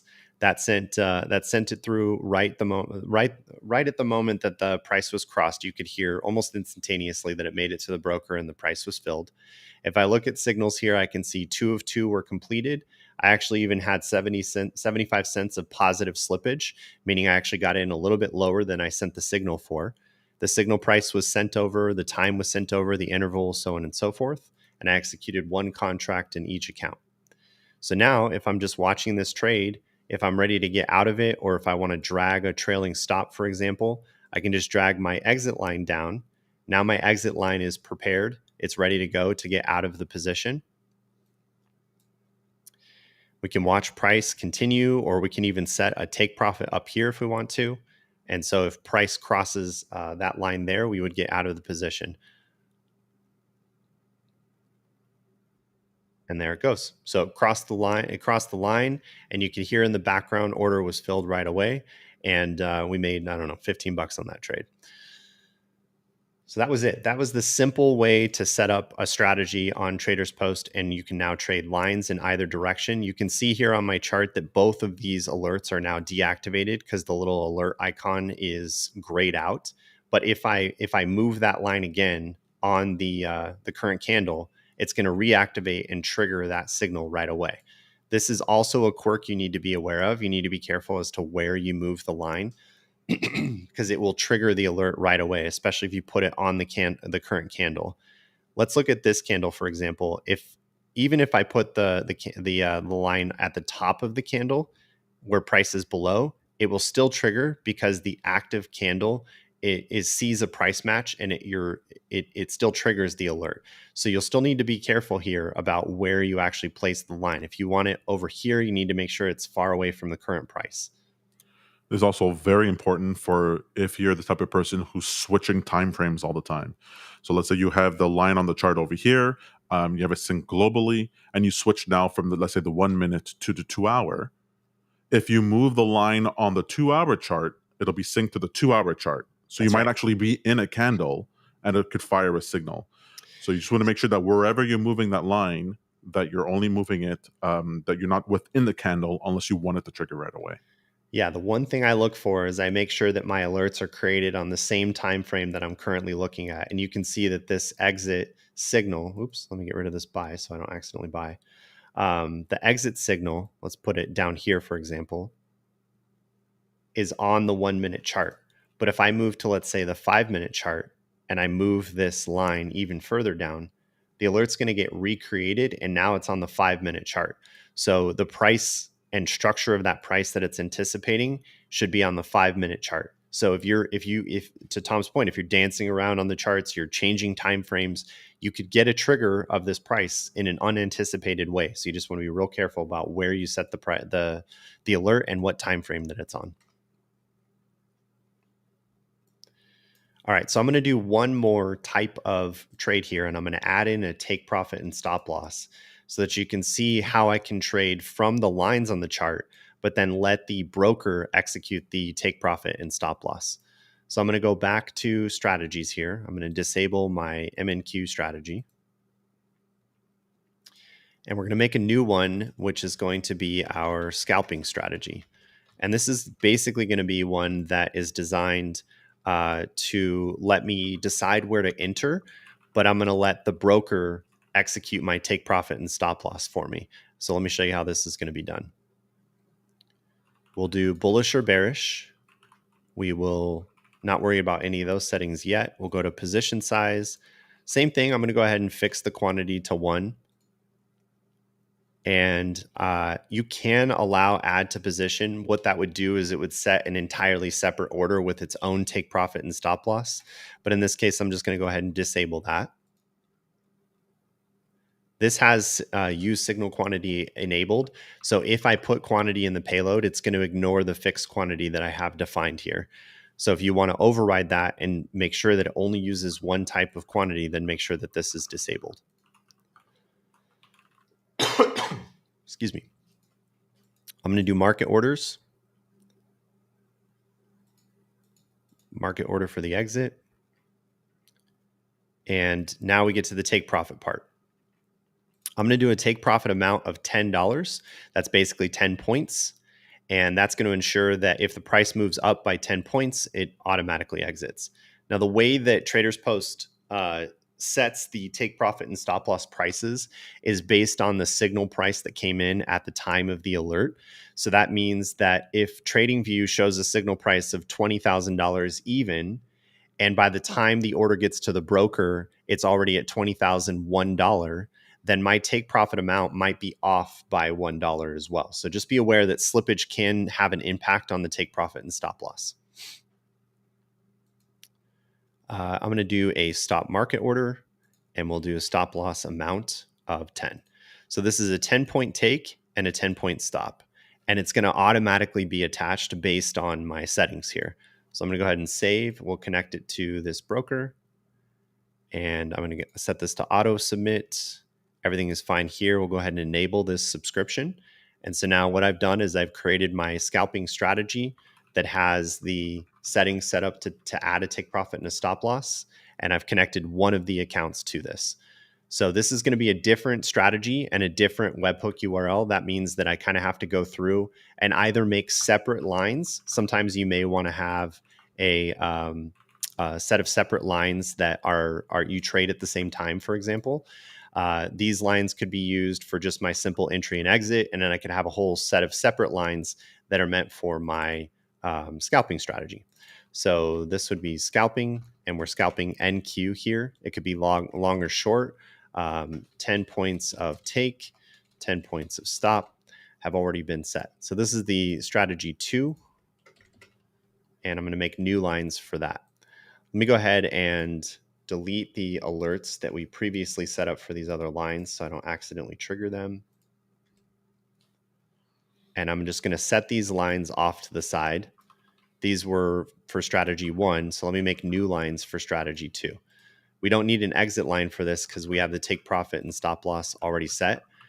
But you can make another exit line, and what that does is it sends the exit signal to the broker, but it also cancels all the open orders and then flattens the position as well. I do have that on my scalping strategy, and that helps me get out of the scalping strategy early if I really need to, if there's some sort of emergency reason to get out. So I'll just for the purposes of demonstration, I'll go ahead and make an exit for this scalping strategy as well.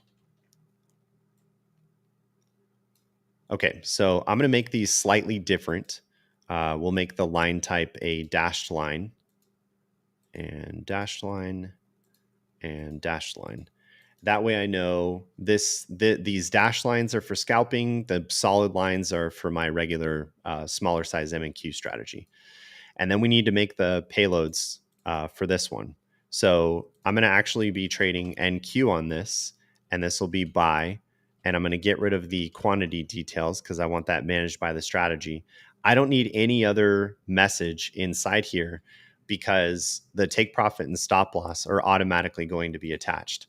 Now, for the demonstration here, I don't really want to put a huge size or huge lot on. So I'm going to change this to M and Q so it trades the micro instead. And then I can show you that on Tradeivy, the take profit and stop loss is attached. And then we'll do another one for the sell. This is just the text for the horizontal line. We haven't even set up the alerts yet. I'm going to keep it on M and Q. I'm going to get rid of the quantity data and make sure there's no comma at the end. And then we'll do one more for the exit. This one's fine. Okay, so the messages might be slightly similar, but obviously what gets executed over here is going to be very different. I only have one account connected, and it has its own take profit and stop loss settings in place. So let's go back to the dashboard for the scalping strategy, and we'll make the alerts. Looks like price is moving up. I think maybe I'll try a buy from here. So let's go ahead and create a buy message, M&Q buy, and I'll grab the webhook URL for this new strategy. You can see here it has a different ending numbers to it, 4D54. So I'm going to copy that URL, paste that into the message. This is for my scalping strategy. And that all looks good. So the alert is ready, but it's placed way up here. Let me actually make another one for the sell. Make an alert. Price crossing horizontal line only once. It's going to sell M and Q, and the same trading, the webhook URL is already defined here. It ends in the 4D54. Okay, so now if I drag this line down to the current candle, it's going to go ahead and execute that trade for me. So I'm going to go ahead and add the buy, and we're going to see if we can scalp for 10 points. And I'm going to show you the trade on Tradeivy right afterwards. So let me execute this. I hear order filled on my side, but let me show you the signal here into TradersPost. We see this incoming trade, and we see that it only affected one of my Apex accounts. And you can also see that we had an incoming price of 23,559.75, which is the price that triggered at the time of the alert. Let me go to the log. 23,559.75. So we built the limit sell and the stop market sell on that incoming signal price. You can see that this is 10 points above and this is 10 points below. If we go to Tradeivy and we pull up the M&Q chart, we can see that there is a 10-point take profit and a 10-point stop loss right here. So if price triggers off of this take profit, then it's going to exit this position for us. So we really don't have to worry about exiting this position ourselves because the position will be exited for us with the broker. So that means that I can, on my chart here, just worry about where I'm getting into the trade and not worry about where the exit's going to be because I know the broker is going to handle that for me. Should we stick around for the payoff here, Tom? Well, it's got a guaranteed success, so might as well. We made $15 in the last trade. Let's see if we can pick up another. There we go. And there it is. Order filled right on the chart. I didn't have to touch anything. All I did is send the order through my strategy on TradersPost. And so that's just another way in which you can trade lines on the chart across multiple prop firms.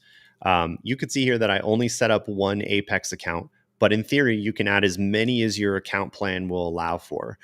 In many of those accounts, it can be as many as 10 or 20 different prop firm accounts, and these all get executed at the same time.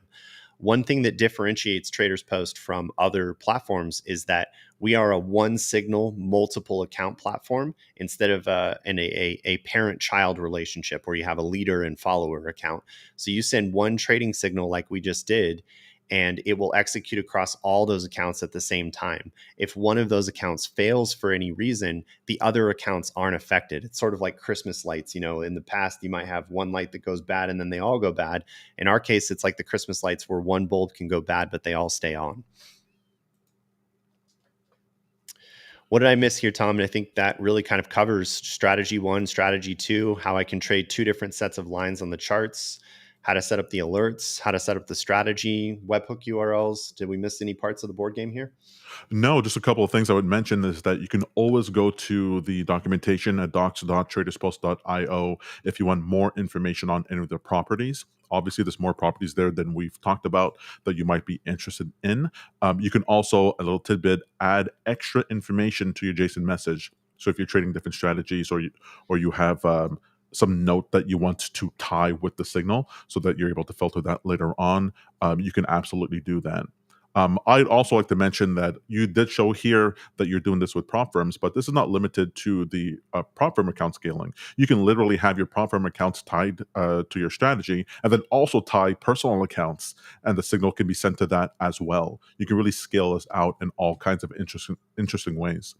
Yep. You're also not limited to, you can go ahead and, if you wanted to, close a position out directly on the prop firm or your broker or what have you, and it wouldn't negatively affect your account or any of the other accounts tied to that strategy. You still have complete control over those accounts personally. That's a good observation too, Tom. I think maybe let me just actually add another buy order here so you guys can see this. I'm going to execute another one that's going to fill on Tradeivy. It's going to fill. It's going to lose the trade right away. Hopefully you can see this real quick though. I can see that I have an open position on TradersPost. And so you can also manually control each account from your dashboard. If you just open up the one that has an active open position, I can close all positions on that particular account without having to work through the strategy. The other option is to go two strategies, head to the dashboard, and you can go ahead and close out of this one long contract here. If I click close position, this is going to send an exit and it will send a trade across all of the subscribed accounts at the same time. So you have the ability to really manage your position from TradersPost as well. And you can do this on a ticker by ticker basis. You can have it only affect one account. You can go to the dashboard and just manage the order directly. Wow, look at that. I'm just on a streak here, I'm winning another trade. You can either manage the position directly on the account from the dashboard or manage all of the accounts from the strategy dashboard. I prefer to do it from this view. This helps me understand all my open orders, how many subscribed accounts are affected. If you have a strategy with lots of subscriptions, you would see them all listed here. Every single account and its current open P&L if they were receiving a signal from that strategy. In this case, you can see that the Apex eval account shows the open P&L, but it's the only one that has an open position, and that's because I sent a trade through a different strategy on that same account. So it is possible to have your account subscribed to multiple strategies at the same time. In this case, this Apex eval account is subscribed to 5 different strategies. It's also very easy to go ahead and deactivate one of the prop firm accounts if you wanted to. So without having to undo everything or pause the entire strategy, you can go to that particular account and pause that subscription. Or if for some reason you wanted to deactivate that account from TradersPost, it's just a switch in the back end. And that's it. So at the end of the day, once I'm finished with my trading session, I just come back here and I disable all my strategies. So that way, even if another signal accidentally got hit or I forgot about a line on my chart and it gets triggered, I don't have to worry about a trade getting executed without my permission. So you can see here, I just drug that line and it came through and it said that it can't send the signal through. Nothing got traded because this strategy is disabled at the moment. So that's it. I think we have a good list of tools that you can use that are at your disposal. You can work with the take profit and stop loss at the broker level. You can add in your own lines. The one thing I probably didn't show here is how you can actually connect this to a more automated strategy. Let's say you're still trading prop firms, but you have, let's say, the SuperTrend strategy, and you want to trade automatically whenever a buy or sell signal gets sent here, in which case, man, today, that one is a really good sell signal. Let's say I want to set that one up. Then here I would just add an alert for the SuperTrend strategy, and the condition could be the buy or sell. Let's say that I'll set one alert up for the SuperTrend sell and one alert up for the buy. And essentially, I'm going to send over a message to go long or go short on M&Q. You can build that message on TradersPost and then send it to the webhook URL. And now anytime that buy or sell condition is made, it's going to get sent over to TradersPost as well.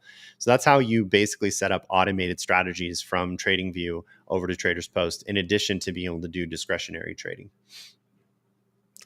Awesome.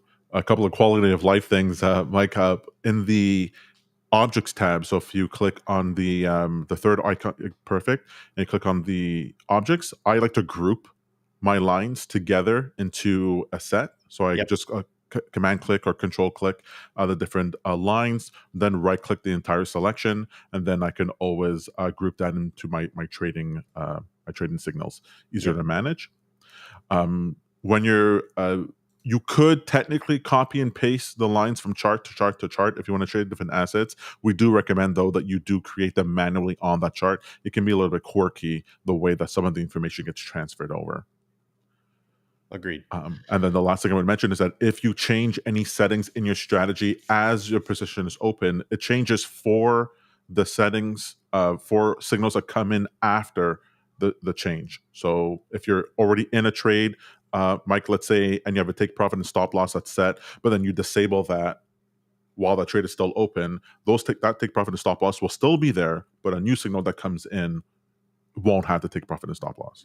Yeah, so everything on TradersPost is event driven, which means that anything that's active at the moment is not impacted by any strategy setting changes. It's only when the next event takes place. Awesome. All right. One last quirk, occasionally the alerts from TradingView will fail over time.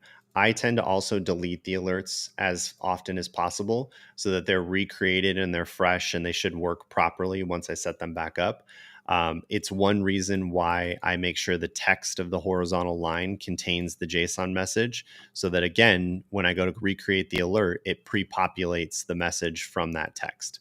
That makes it really easy for me to set down or delete all the alerts on the right-hand side and then recreate them the next morning as I do my pre-market analysis.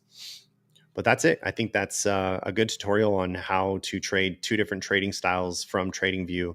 Again, just kind of get used to the process of what we have in documentation. But if you do have other questions about how to set up TradersPost, feel free to reach out to us at support@traderspost.io or join our Discord. There are plenty of people there that can help you with setting things up. Once you get the hang of the JSON messages and the webhook URLs and like how to set up alerts on TradingView, the rest is super, super simple.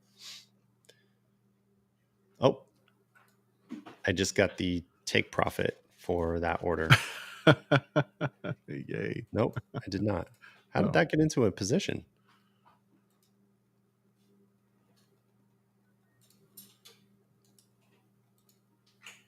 It's kind of odd. I'm not actually sure what happened there.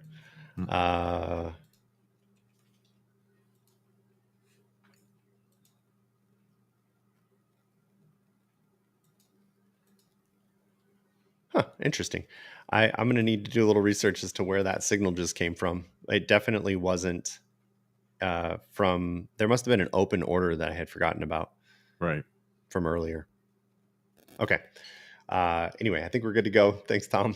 Appreciate the time. We had 22 viewers the whole time. For those of you that stuck around, I hope you learned something. If you guys have any questions, just feel free to hit us up. And we'll get this published on our YouTube as well. Like I said, I have a few prop firm traders that have reached out and asked about this. So let's clip this out and we'll get them off to them. Awesome. We'll be back tomorrow, 9:30 a.m. Eastern Standard Time for more price action.